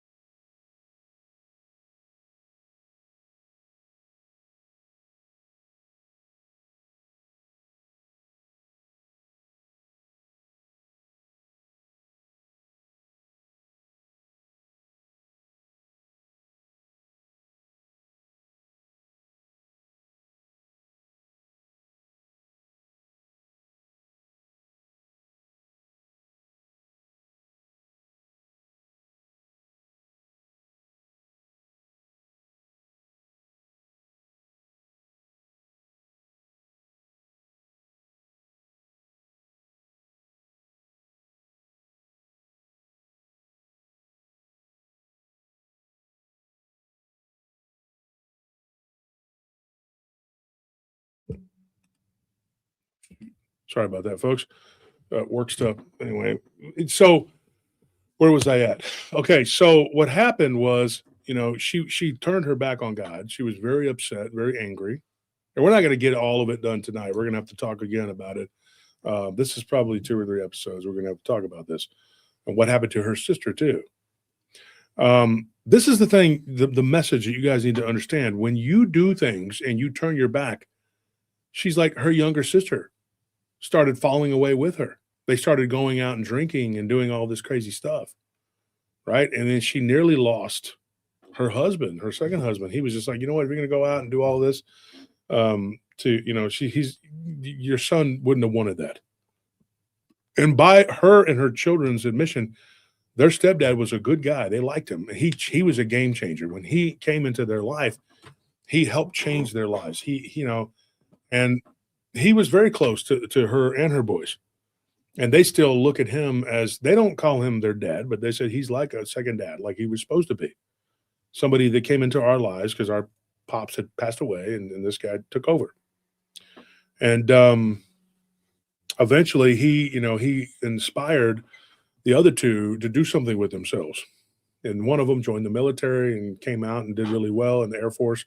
And the other one went and did stuff and, they did really good. He got a degree, went to SMU, or not SMU. The one in Houston, Rice. He went to Rice and very smart. That's the middle son. But the other son, he unfortunately passed away. He was a master mechanic, according to his mother and his stepdad. And of course, talking to Amos, he says, look, this was a very good people. But the devil, this is his words. He said the devil has a way of turning people, twisting them, and getting them off track. And when people do evil things like that, what happened at that property. And I said, did you know anything about the property before they moved in? He goes, nope. He's like, he goes, I had a girlfriend that lived down the street from there. So I'd passed by it a few times and thought, dude, that's a creepy house. But it looked unkept and dirty even before the crackheads moved in. And he said they were crackheads. Those are his words. And he said when they moved in, then it just went, it got worse. But he said that it was not a bad neighborhood. Like it was just a nondescript place. But, you would not believe how many people, Anthony, you know this, how many people move into a place and they don't know. Yeah, you have no idea. You have no idea. Those walls. How many times have people told us stories and they're just like, we had a waitress. She was standing there I felt terrible. She was we were down in Tomball. And she was telling us this. My mother was still alive. We were eating dinner. And she was telling us this, holding her little pad and talking about, almost had tears in her eyes, thinking about and talking to us about the house that she lived in. We never did finish talking with her because it was too hard for her. And that happened in Spring, Texas. She said, I just moved into a little house and it was haunted as hell.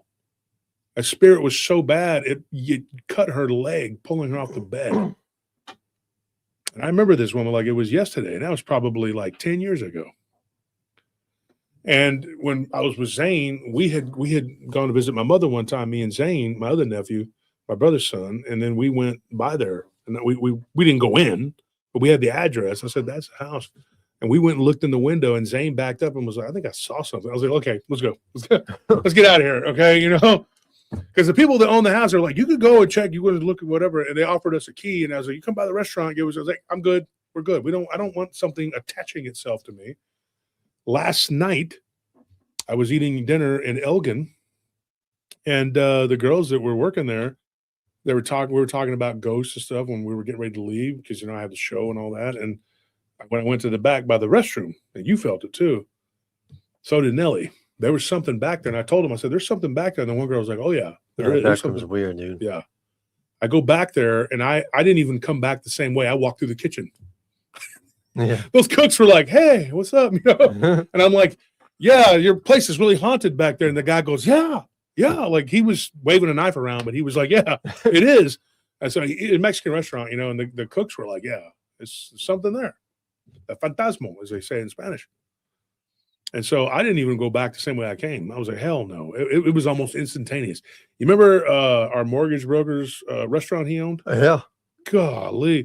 Yeah, and then, the ceiling fan was like spinning backwards. Yeah. Yeah. And so he literally goes, his name's Anthony too. And he goes back there. He says, is anybody here? And we heard bang, bang out of the kitchen. This was at a Cajun restaurant. And then the ceiling fan started moving by itself. Mm-hmm. And I was like, dude, and I felt the electricity, and his brother was there. His brother's like, they were doing some work. Well, it was even like a little bit worse than that. Cause remember he was like, he specified, he was like, if there's anyone here, spin the fan. And it did it. Yeah. Yeah. And it started spinning. And there's like 2 or 3 fans in that one room. And it was just that one that was spinning. And we have a guy that works for us. I'm not going to say his name. But he works for us. Right now, he's one of our guards, and he worked for him at that time because when they were during the pandemic, he had a place. He needed to stay. He had no place to stay, so he stayed there at that restaurant, that particular restaurant, the Cajun one, and he did a lot of maintenance work and stuff like that for him. And he quit. He couldn't stand it. He started working with us because it was so haunted. He said, "Dude, I would be laying there, on this little cot that I had." And he goes, and I would see stuff moving around. And when the freeze came a few years ago, there was a big freeze here. Although there's been a few, but I mean, there was one really, I don't know which one was worse. It was the first one that 1 year was just where people were just, a little more prepared the next year. But the grid went down over there. He goes, there was no electricity. So it'd be at night. There was nothing, no lights, nothing. He goes, and I'd hear breathing. I'd hear talking. I saw yellow eyes. He told me all this stuff. It was crazy. I could get into that one day. Maybe you could get him on the show. He works with us. So, but there was this, but he didn't like talking about it. And we started talking about it only because we were working at a complex off of Cameron Road here in Austin that was haunted as hell because one of our guards, there was a apartment that burned, like the whole thing. And one of our guards saw somebody who had passed, who had been killed in the fire. He saw somebody, he heard somebody yelling, our guard. He ran over there and tried to offer assistance because he thought it was like a person that was hurt that had gone into the burnt, charred building and fell and got hurt. And he sees this person that looks like they're burned up. And all he could see was the eyes, and they were crawling towards him. And then they just disappeared. This guy used to work for us. So, yeah, there's some really weird stuff that has happened. So then the other guard comes, and we started talking, and he started talking about the Cajun place and talking about what happened to him.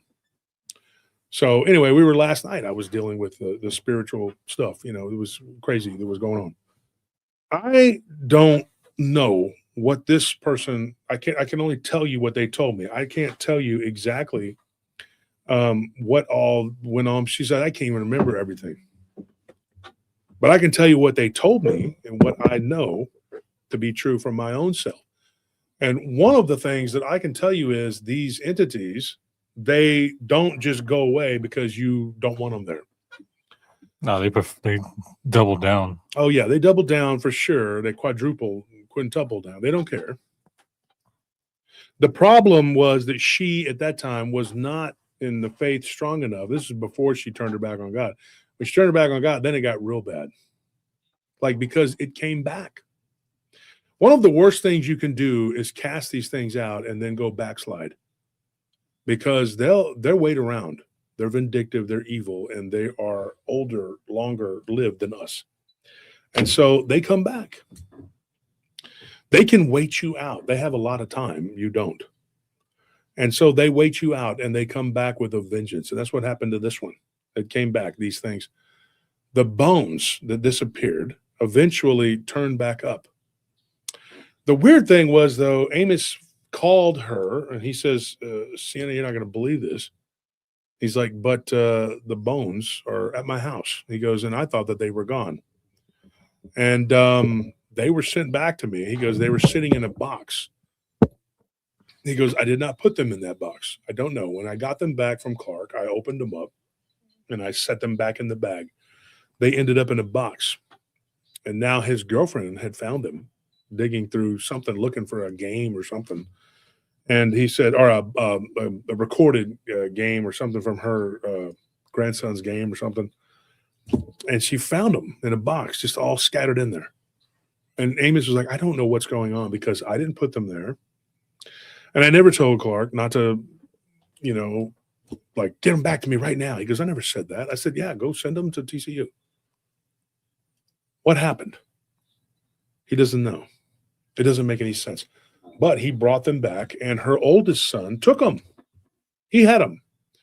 So he's like, I gave them to Jeremy. And she's like, really? So when he passed away, they went over to his apartment where he was staying in the next 2 towns over, whatever. And they found them. Weird thing was they were all wrapped up in saran wrap. Asked the girlfriend about it, and she was just dismissive and didn't want to talk, and found out later on she was very distraught. And she does believe now that it was an accident what happened to him. I'm not going to get into the details of it. But she said that the girlfriend was definitely, in her mind, a suspect. And there's nothing anybody could do about it. It's another country.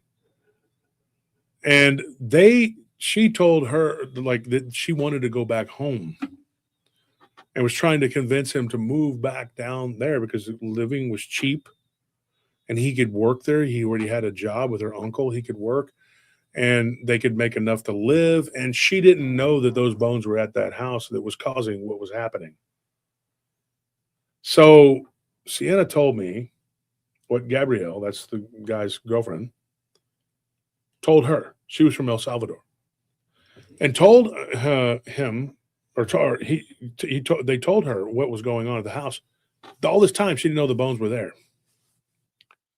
This thing was showing up in their bedroom, and they would see it moving around, very heavy. They could hear footfall, and they got an absolute description of this thing. According to Gabrielle, this thing looked like an 8-foot tall werewolf, and that it was very tall, almost touching the ceiling, and she said that it was black, and it was a very massive, and when she talked to Amos, she says, "What did your friend tell you? Did it look like, it might have been that big?" He said that he asked his friend, and his friend said this thing definitely looked like, from the bones, it could have been bipedal, which didn't make any sense. Because what he thought he was dealing with was a deformed human's bones mixed in with a wolf-like or dog-like creature's bones. Just like a mismatch of the two. Mm-hmm. Now, it could be argued that the people who were satanic, obviously, that's what I think they were. Nobody says they were totally, but I think that's what they were. Nobody is going to tell me otherwise. I believe that that's what that was. And even though she was told, well, they weren't really Satanists, they were just, playing with magic or whatever. I don't know. Whatever. The shoe fits. It's the same thing. You're messing with stuff you're not supposed to. It's evil. And she said that these beings that they had come, whatever, didn't want, they had taken over that spot. They didn't want anybody there. That's how they are. They're like germs. It's like, this is my spot. I'm not moving, And she said that this being, this thing, whatever it was, that had this hold on her son at that point, she says, I think it was attached to him. And it followed him because it showed up down in El Salvador too. He took those bones. Here's what he told his mother. Why he took them. He told Gabrielle this, and Gabrielle told his mother. He said, I knew that we couldn't just bury these bones because no matter where we put them, this thing was going to come back. And it was going to be around my family, harassing us. He's like, so I took it upon myself to take them, pray over them, and try to stop this thing from coming back. And I didn't want it going after my relatives. What gave him this idea? Two things. One, a Catholic priest that they went to told him that this is what he should do, is pray over it, put holy water, do all these things, right? Then he had a dream. He had a dream, and in the dream, he heard a voice saying, listen to the priest, do this, and to pray and to be steadfast. Now, Jimmy had two problems, three actually. One, he had a horrible bad temper, right? He wasn't an angel. He did have his problems, and he liked to drink. Now, he didn't drink all the time. He was a social drinker, but when he did, he got hammered. And that led, I think, to spiritual opening, and he smoked a lot of marijuana.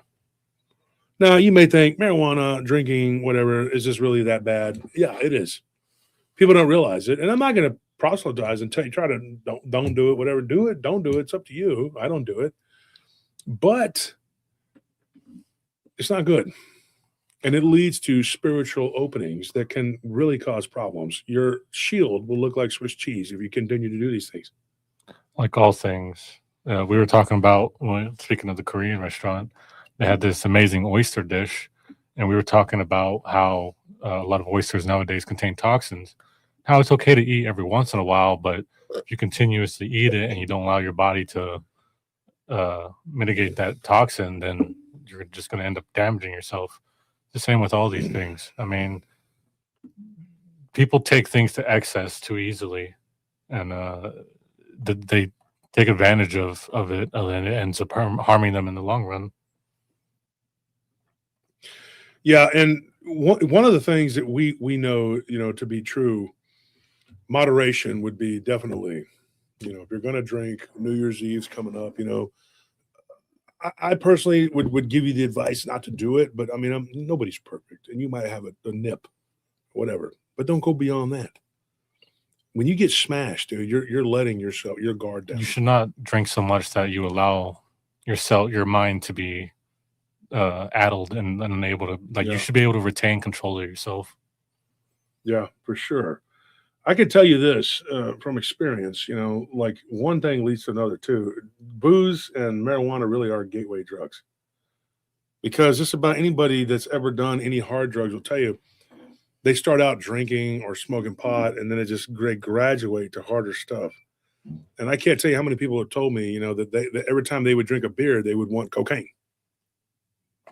I mean, after they started doing it, it wasn't like, you know, somebody asked you what was in the can. Oh, this is a Poppy. It's a prebiotic soda. Okay, this is not a commercial. So, anyways, I can't tell you how many people have told me that. They said, you know, I got free of it, but then every time I drink a Budweiser or Bud Light or a Miller Lite, whatever, I wanted to do something. And I was like, dude, they go hand in hand. It is something that it's a slippery slope. You say, well, I'm just going to do a little bit of something, you know, and then and it just, that's why I just don't do it. That's me. And I'm not going to sit here and tell you you're a bad person, because if you are, then I am. We all are. Nobody's perfect. These people go around with the fake piety. That's where they belong, the garbage bin. I mean, it's a sin of gluttony, and people mistake gluttony with being like, oh, you know, just eat too much. No, it's in excess of anything, I believe. You know, you can drink too much water and kill yourself as well. Even the best things for you done too much are bad for you. Mm-hmm. So, I mean, one of the hardest things to learn, especially in this current modern age, is a modern age of excess is moderation. Look, Under Fire, he says, you're so brutal to Anthony. Yeah. He deserves Under Fire, that is not Anthony. That's Tony. You would think you would know Under Fire. I've been here long enough. You've been here long enough to know who I am. And it's all in good fun. We just goof off talking shit or whatever we always do. Yeah, they like to bully me for fun. Ooh, Anthony likes to bully both of us. Yeah, he's a little. That's what's funny. They think that I'm the bully. You don't know how that guy is. Right, he's watching us. Never mind. I love him. I would never. That guy's he's the greatest. Like, I don't even say nothing bad about that dude ever. He's the best. I swear he hold up a sign. He does very good things for all of us. He is the more better of all of us. He is the best. I call him Benson. Oh. He's the bubblegum machine from the regular show. Mm-hmm. Exactly. Benson, yeah. He really does. When we first started doing this show, he was always on our ass. He was like, no, God damn it, stop laughing. And we were like, dude, that's the fun part of it. It's supposed to laugh. He would get mad at us because we had some kind of, what was it, the cards or whatever? It was a whiteboard. I think it started off as just like a notebook that he would just write on. Pre-records. It was like a live show, you know. He was like over there like getting mad, throwing stuff at the pre-record, and Armando was like, dude, chill, you know. Y'all need to stay on topic. And if I didn't talk enough, he'd get mad. If I talked too much, he'd get mad. He wanted things to be perfect. And finally I said, look, boy, that's not how it is. I'm just going to be me. And if they like it, they like it. They don't. And maybe they don't like it. I don't know. Maybe that's why we don't have new people. Maybe I am a bad guy and I don't know. I don't believe that personally. I just am me. I'm a real person. The idiots can say what they want about me. They can talk shit about me, but you can't do what I do. I promise you. You can never do what I do. And you do not know how to talk to people like I do. Mordecai and Rigby over here. You don't, man. I'm telling you. That's him talking crap about us. Yeah, he's listening. Yeah. Go back to bed, old man. Go to sleep.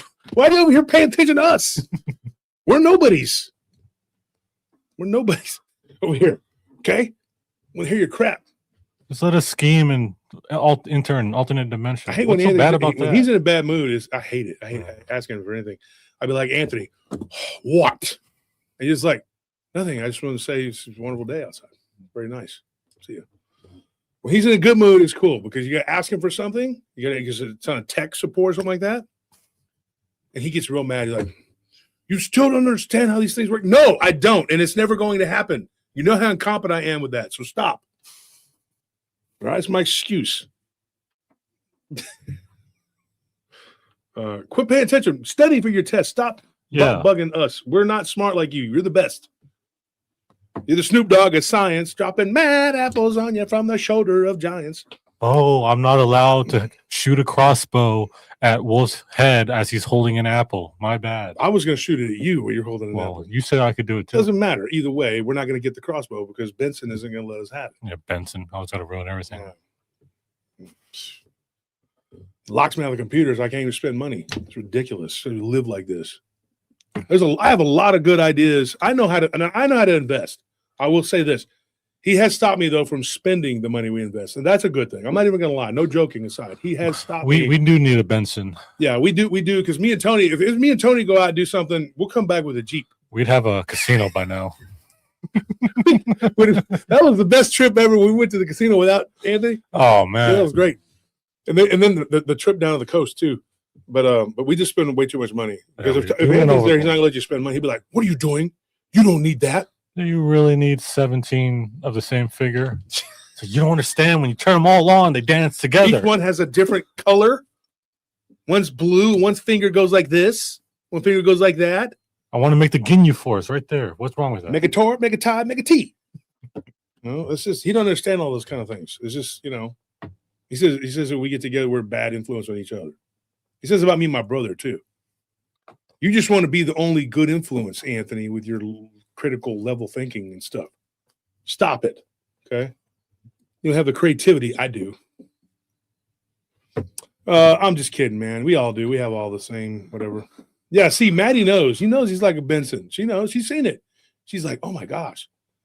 He's like just like Benson. She didn't say that, but I imagine she would though if she, It's like me and Wolf are like, hey, let's go have fun. Let's go throw a party. He goes, okay, let's get some streamers, some party poppers, and I think that'll be it. And me and Anthony like, what kind of party is that? Not a party. Sounds like a kid's birthday party. And it's gonna be at the Chuck E. Cheese. No, we're just cracking on Anthony because he's not in here with us right now. He can't defend. If he comes in here though, trust me, I will give you the cue. We will stop. Okay, we're good. We're good.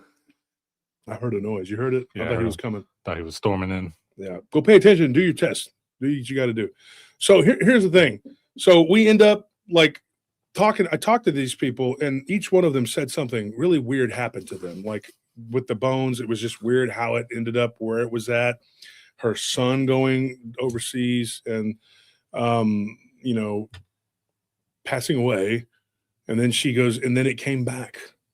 What we had thought we had gotten rid of it. She goes, I had cleaned the house, cleansed it.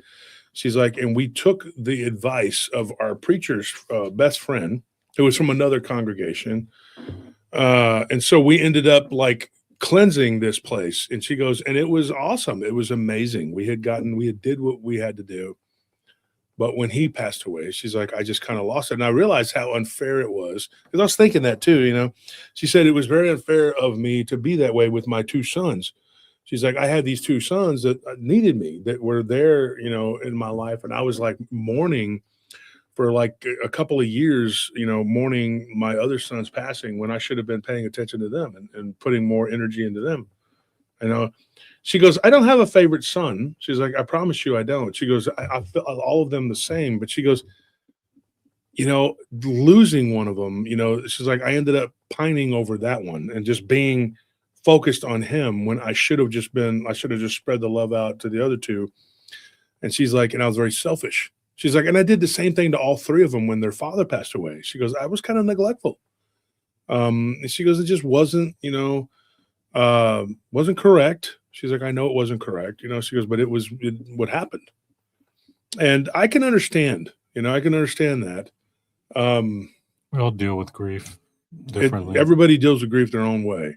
It hits everyone harder in different ways too. And grief is Percy, is very complicated. The thing is too, though, but it becomes a spiritual opening because anything you obsess on or anything you have that you put too much energy or time or focus into, it becomes wrong. It becomes wrong, That's why these people that obsess over us or whatever, that is so unhealthy. Mm-hmm. That is so unhealthy. All that negativity is boomeranging back and it's hitting y'all. You don't even realize it, and then you just blame us because you're saying you're vomiting up this stuff about they're causing all these problems. No, we're not. It's you. You're doing it to yourselves. And so, and you can't convince people, though. They're going to be how they are. They're not spiritual at all. They pretend to be, but they're not. If they really were, they would know better. And some of them, I think, do know better, and they still don't do it. And that's a lot of people out there that do that. But one of the other encounters I wanted to mention here was Amos. When he had the bones at his house, I asked him, I said, Amos, because he didn't volunteer it. He didn't. I said, Amos, did anything happen to you at your house? He goes, yep. And that was all. He's just like, that's it, that's all, folks. And I'm like, okay, well, hey, guy. I said, can you tell me? He goes, I'd like not to, but, if you need me to, I can. Do you need me to write it out? I said, I don't need to write it out. Just tell me. One of the encounters that he had 3 that really stuck out to him. 3. Those 3 were pretty bad. I'll give you what I think is probably the least worst. I'll put it that way. He was sitting in the bathtub. He said, my shower, it didn't work. I had a bathtub, in the place I lived in. It was a little 1-bedroom, house. It was literally a house. It was just 1 bedroom. And I loved a little room that they said was a bedroom, but it was too small to be a bedroom. He's like, and all I had was a tub. Very old house, over 100 years old at that time. He's like, and I'm in there taking a bath. He goes, and I hear my dog start to whimper because I have a dog and a cat. And they get along for the most part, but when these bones were in the house, they were freaking out and they even attacked each other. So I thought maybe they were fighting. He's like, so I get up because I hear the dog whimpering, whining, and then I hear the cat making a noise. So I'm like thinking, what is this? He goes, so I jump up out of the tub and I, drying off with the towel and I go to check. And then he goes, and I turn around and the water was splashing up. You could see the water. Like something was moving the water going up. Do you think it was something entering the bathtub and like that was displacing? Yeah, like the it water? was splashing, but I don't know because the way he described it was like the water was being splashed upward and he could see it like a couple of feet up in the air. And he says, I turn around and I'm like, what the hell is that? He said, needless to say, I didn't go back in there I didn't finish my bath. He goes, I just took my robe and I went and sat in the living room and watched some football. He's like, and about an hour later, he goes, I remember it was a Monday night football was on. He goes, and I walk back in there. Finally, I look around. He goes, and I'm holding a shotgun. I'm like, that's going to do any good. He goes, yeah, I know. It's a damn ghost or something, At least that's what he thought at the time. And he sets the gun down and he pulls the drain and runs out of there. And he's like, and I slip and I hurt my knee. Ooh. He's like, but I was okay. But he said that was one of the most terrifying things. But he had a couple other things that happened where he saw what he thinks the entity looked like. And I can tell you this, definitely it was something that had to do with those bones. He described it as, he didn't describe it as big as Jeremy's girlfriend did. This thing was massive, whatever, but he just, because the bones, he said, this thing would have not even been 7 foot tall, but it was tall. It had to have been big, according to his friend. And he said that it just didn't make sense. The bones didn't match. It didn't make sense to him. But this thing, he said, it had to have been about 7.5 feet tall, what he saw. Here's an interesting thing. And he doesn't want to be mentioned. I'm going to say his name, whatever. But Sienna's husband, her second husband, saw this creature. When he saw it, it was about 7 feet tall. Amos claiming, seeing it 7.5, and then Gabriel saying 8. Is that the timeline? The husband? Yeah, because the youngest bigger. son, Joshua, when he was looking at this thing, he saw it come out of the closet. He said, wasn't a real good judge at that time. He goes, but knowing now, he goes about where it was at when it came out of the closet one time when he saw it, he said it was about 6.5 feet. So to me, now we've talked about this before, some of these entities, they will grow. Absorb fear. They will. Yes, they'll feed, exactly. Basically. They'll feed and get bigger. Mm-hmm. They'll absorb emotions, and these things will start to become bigger. And people will report. We've heard this so many times. I'm telling you, man. Like, how many people have been here, have listened to somebody's encounter or show or story, or somebody telling it on a show or on TV, whatever, in a book. And these people aren't asking those questions, and they're not putting it together. And I'm not bashing the people. I'm not bashing authors or podcasters, YouTubers, researchers, whatever. But there is a level of just glossing over it, like a base level. Just, at the very least, you should be doing it's laziness. They're just being lazy, and they really need to step up their game. I mean, if everybody would start asking the hard questions of people, it's like, well, I got a show about UFOs, and I'm not gonna ask them anything about the other. I got a show about the Bigfoot, So then they end up not asking these pertinent questions. Because I asked that question, I said, look, everybody's giving me a different size. Sienna's like, no, it was about 7 foot tall. I said, you said that. Your husband says that. Amos said it was taller than that. Your son says it was taller than that. The other son said it was smaller than that. She's like, I said, what if this thing was growing? She goes, I don't know. I said, it sounds like it because I'm the one talking to all y'all. Now, that's my job. You put it together to say, hey, this is what it could be. One of the things that I know over the years that I have learned from dealing with this kind of mess, I say mess because it's not a mess of these people, that it's not them, it's the entities and what they cause, the problems they cause, a mess. They literally can manipulate you into believing something that's not correct about them.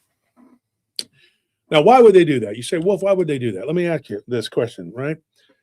Have you been paying attention, right? If you are confused, if you are not paying attention, if you're not really focused on who or what they are, how do you fight them? Yes, you go to Christ and you let him deal with it, right? But these entities, they all operate differently. And it's very important to know what you're dealing with because you can expurgate them quicker that way to get them out of there. What are they feeding on? And what is the negativity in you that's letting that leach out? They're able to take it from you. Not Thank you, Cryptid Podcast. He says, okay, all good night. He says, the Paranormal Roundtable. What do you say? Have a good night. I sent an email to you. Hope to hear from you soon. Okay. And I'll do the best I can. There's a lot of people sending me emails, and I'm trying to get to everybody, and I'm not, and I get them every day, and I sort them every morning, every day, and put them in the folders, files, whatever. Weird thing happened. 3 days ago, I didn't get anything. Oh, really? First time in a long time. In a while, yeah. Nothing at all. I didn't get nothing. And last time that happened was in August. So that was weird. I was like, oh, maybe ain't nobody like me no more. I don't know. But yeah, so I was going to say, though, real quick, before you continue, if you can't identify it correctly, or if it starts throwing off or start looking differently, you're going to start thinking that you're affected by many things when you could be affected by just one thing. And so that'll create a sense of fear, too, that you're not just haunted, you're like assaulted by multiple entities. Yeah, and I think that these shadow demons, they go hand in hand with the Dogman. I mean, we've just heard too many times, Paranormal Roundtable, it's a show, invitation to be a guest on my show. Sure. Let me know when. You're obviously a listener to the show, so that's something I'll do. People keep telling me to go on other people's shows to promote whatever. I mean, dude, it is what it is, man. I don't want, I don't have a lot of time. That's the issue. It's just too much. I have, but I'll do it for somebody who's a friend or whatever on the show, because I've been offered a lot of invitations to go on people's shows. So, but I probably should help grow the show, but just don't have time, man. I run two businesses. Two. I mean, so it's just like, it's hard, man. I can't, and it's just really hard. But so have a good night. We'll see you. And here's the thing: I don't know what the shadow thing was. It was crawling out from underneath there. Her youngest son and her middle son all said that it was something different than this Dogman creature. Her middle son and his best friend were coming home from a school event, whatever, and they were in the kitchen. They had an island on the kitchen where she installed it herself. Very hard and industrious person, Sienna. And their Cryptid Podcast says that's okay, no worries. No, I'm not saying no. I'm saying that, like, I'll go on your show. I will. Okay. But I don't do a lot of other people's shows. I know I need to because it helps promote whatever, but I'll do yours. Just let me know when. Send me an invite like you did. I guess you already did it, and let me know when, and we'll talk about some dates, and we'll set it up, and I'll promote it, and I'll do it on here. Okay. So no problem with that. Like if you're from here, yeah, I'll do it if I can. Okay. But not everybody. I can't just, some people out of the left field come out and I say, yeah, I'll try, but I'm not trying to be rude. I don't have much time. So anyways, they had an island kitchen, and they were making some sandwiches, and this is crazy. The lower cabinet door opened, right? And his best friend, her middle son, his best friend was standing there, and they went to school together. But he went to a different school, like a special school, whatever. and it was like a Christian school. And he said that this kid is a very, very devout. His dad was real big in the church, whatever. So this kid was not unfamiliar with spiritual warfare. And he said it was demonic because this thing opened up underneath the sink. He saw this creature looking at him. He said, and it looked like a demon. He saw two small horns that kind of hooked back. Everybody else would see it real fast. He got a head-on look at it. It was just staring at him. It was just staring at him, Ugh. and it had a white and black face, and it had horns. And he said that it kind of looked like Darth Maul, like from Star Wars. Yeah, just like marked real weird. Yeah, but only with two little horns. It had this like bald head, and it was like on all fours.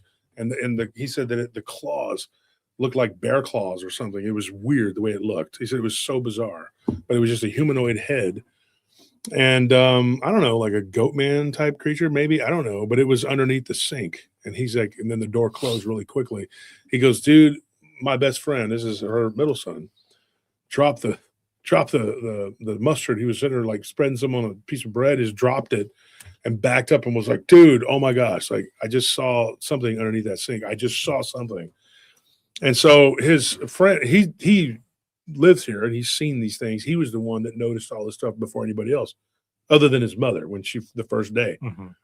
And it really started affecting him when he moved into his younger brother's room and those bones were in the back of the closet. He didn't know that until they took the bones out, and then, well, what's crazy though, is that at one point in time, those bones were, get this is weird too. Amos had them and then he gave them to Jeremy. But according to the youngest son, he goes, those bones did not leave the back of that closet. Well, if that's the case, how did the bones get moved around the way they did?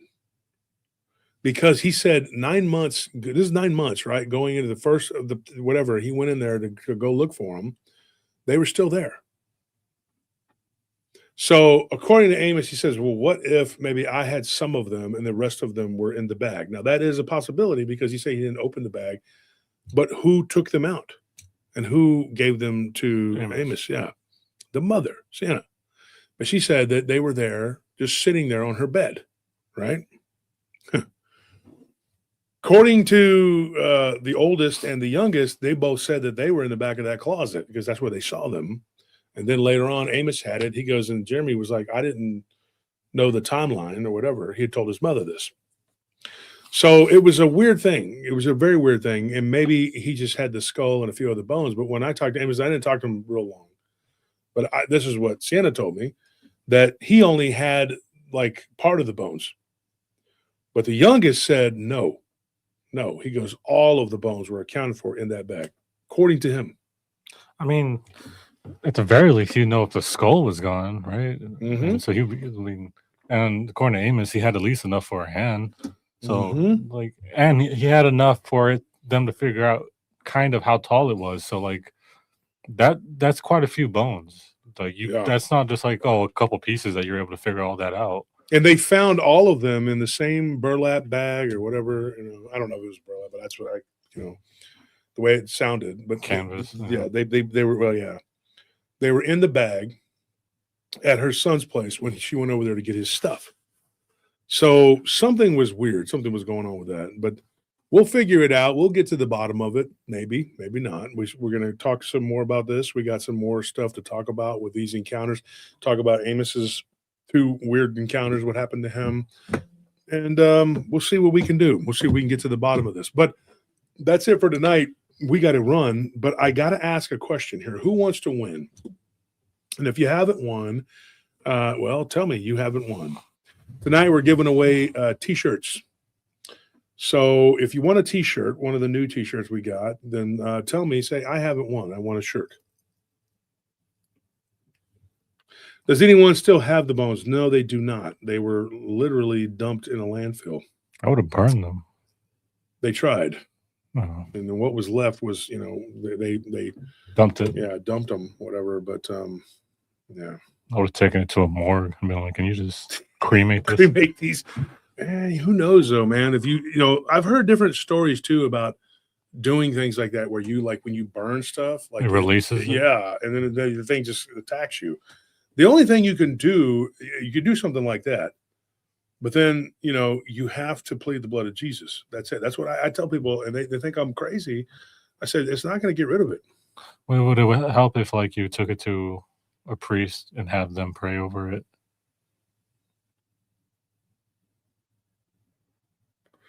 Percy said, here's another one. He says, I live in Canada, though. Percy, that's going to be hard. We cannot do Canada right now. It's just, so it has sorry. gotten so bad. We wanted to send some stuff to Richard. It was $200 shipping, Mm-hmm. like $190. It was crazy.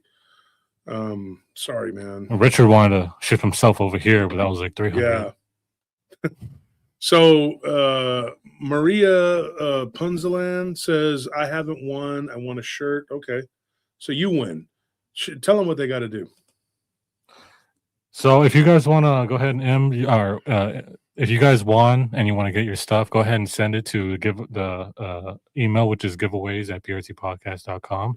And then make sure you guys send your name, your shirt size, your address, and your YouTube handle helps as well. And just tell us all that information, and we'll try to send it out to you guys as soon as possible. Absurdity Engine. I've never seen you in the chat before. You win. You're second person. Yeah. Congratulations, guys.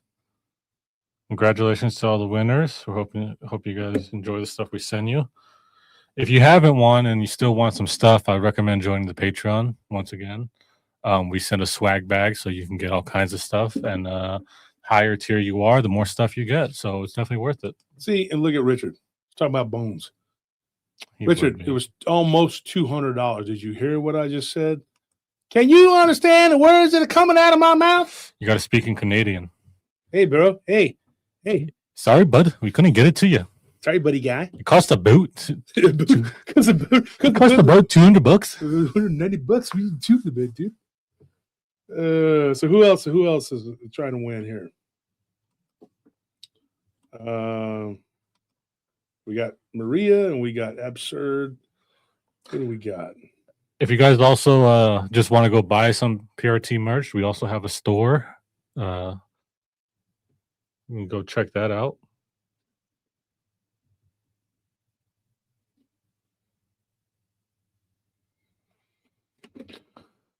So anybody else want to win? We're giving away another one here. One more, guys. Come on. Yeah, exactly. Maddie Max. And the reason I'm doing t-shirts tonight is because the hoodies don't come in until like the 17th. Mad Axe, man. Hey, hoser. So we're just going to do t-shirts. That way you can get your stuff mailed out before that. JFA 320, I think. Andres. It's like he has the Canadian sickness. Yeah, he's a Canadian. That's a good thing. Man. Let's all take our hats off and hold a moment of silence for all those Canadians that are Canadian. We hope they get better. Nevia says, "Can anyone win now?" Yeah, anyone can win. Brent Von Home says, "I haven't won yet." There you go, Brent. Well, then you win. How about that? You're the next winner. So we got 3 people there, guys. If you were chosen, make sure you send us your information, because some people will say, "Well, I never got my stuff." Have you sent your stuff? Yeah, exactly. And you go back and look, and there is no email from you, nothing, and then they'll be like, "Oh yeah, should have." Don't just send your name though. Make sure you send your YouTube handle as well, so we know exactly who you are. Because we don't know you guys your names personally. So tomorrow, get your name in green, because tomorrow it's $5. Join the membership, and you will be able to listen to the show tomorrow, and you'll be able to go back and listen to the catalog of all the members only stuff. The members only and the Patreon, we haven't been able to do those as much as we would like because of the stuff that's been going on. We've had a lot of work to do, and we've had a lot of stuff happening. Doctor's appointments, things like that. Just kind of like my brother's had some health problems, so has my wife. So, I'm sorry. I mean, I'm not sorry, because it's nothing like it. It's health, but I'm sorry that you weren't able to get, your shows or whatever. But we're definitely going to get back on track. And tomorrow we have a show we're going to record tonight, and we'll send it. We'll give it out to you. It'll be there for tomorrow. And this one's going to be about what happened to the guys at the Calhoun Ranch out in Northern California. Two guys house sat. They were friends with Gary, the son of Melanie and John, and they swear that this happened to them. I interviewed both guys and they were boys when this happened. They're older now; they're almost 30, but they were young at that time. They were just in their late teens, early 20s. Well, one of them was 19, and was 20, I guess. So they were young, but they house sat for them, and it was a freaking nightmare, literally. So that will be coming out tomorrow on the members only, and that's what Kevin and Griffey saw. So thank you for tuning in. Thank you for making PRT what it is. Without you, we're nothing. We're just two guys up here battling. And while it will cause some to jump for joy and others to gnash their teeth, we are PRT. We are here. Join us in the real reality. And do it every Sunday, Monday, Wednesday. And now it's going to be on Thursday. Tomorrow is going to be the show. And then Friday, we're going to have Sean's episode. And then Saturday, me and Tony are going to be back here. Hosting an exclusive Patreon episode. You're not going to want to miss it. Mm-hmm. And then Sunday, we do the Sunday show. So all week, the rest of this week is basically PRT. You're going to get a show tomorrow. You're going to get one Friday. You're going to get one on Patreon on Saturday. And then Sunday, you'll be getting the show. So here's the thing. We were going to do the Patreon. We were going to tell Griffey and Kevin's story on Patreon on Saturday. But I was thinking, since it's going to be a smaller chat and whatever, it's whatever you guys want to talk about. And you have some questions maybe you want to ask? Questions, but we will do a show. We will do a storytelling encounter. But I'd really like to do the members only on this one. Then again, we could just continue this on the members, and then we could do Kevin and Griffey's on Patreon on Saturday. I'm down for whatever. Yeah, we could do that. I'm gonna talk about this stuff here, and I'm gonna finish it up or whatever. Well, I'm not gonna finish it, but I'm gonna put it out there. Get some more into it. Yeah, we'll get into it. It'll be on the members only tomorrow night, and then I'll do Kevin and Griffey's show live on the Patreon on Saturday. So join the Patreon. Remember, you get swag. You get those wonderful swag boxes, swag bags. After 2 months, and then every 6 months after that, and then you get a show. So it's a good deal, and we're going to do both this week. So we're going to do the members only, and you're going to get the Patreon. So we were going to just do one week and then one the next, but I want to do that for you guys. Okay, so that's what's happening. As soon as I'm done here, we'll be recording. And remember, I'm looking for some stories from Vietnam, Laos, or Cambodia. If you guys have anything, please send it my way. I will enjoy dissecting them, and maybe you'll end up in the book. Yeah, so that Wolf is helping me write right now. Yep. So, okay, thanks, guys. We're gonna head out. We love you. God bless you. Good night. We're gonna go out with Krampus.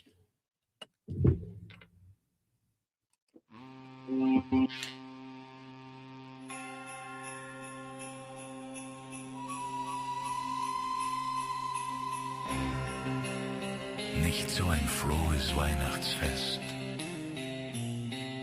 für all die sich schlecht benehmenden Kinder.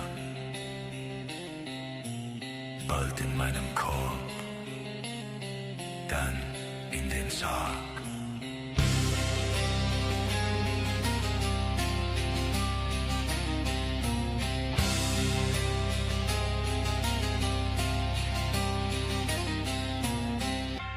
Christmas time, and all seems fine. You spent the year without fear, misbehaved and mistreated others. He comes for you, brothers and sisters. Jingle bell time is a swell time for Krampus to spend the night. You'll be hiding filled with fright. Your Krampus is punishing delight.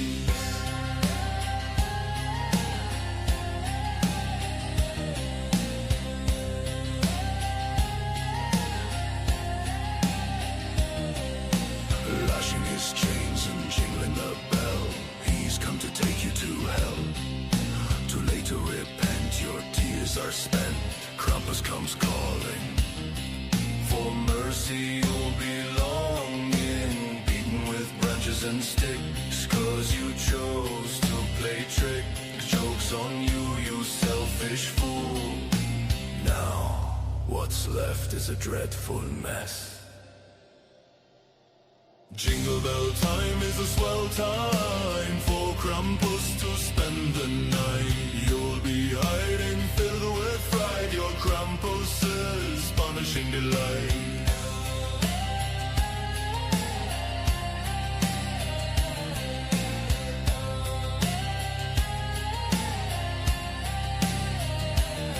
Into the basket you'll go, taken in the snow.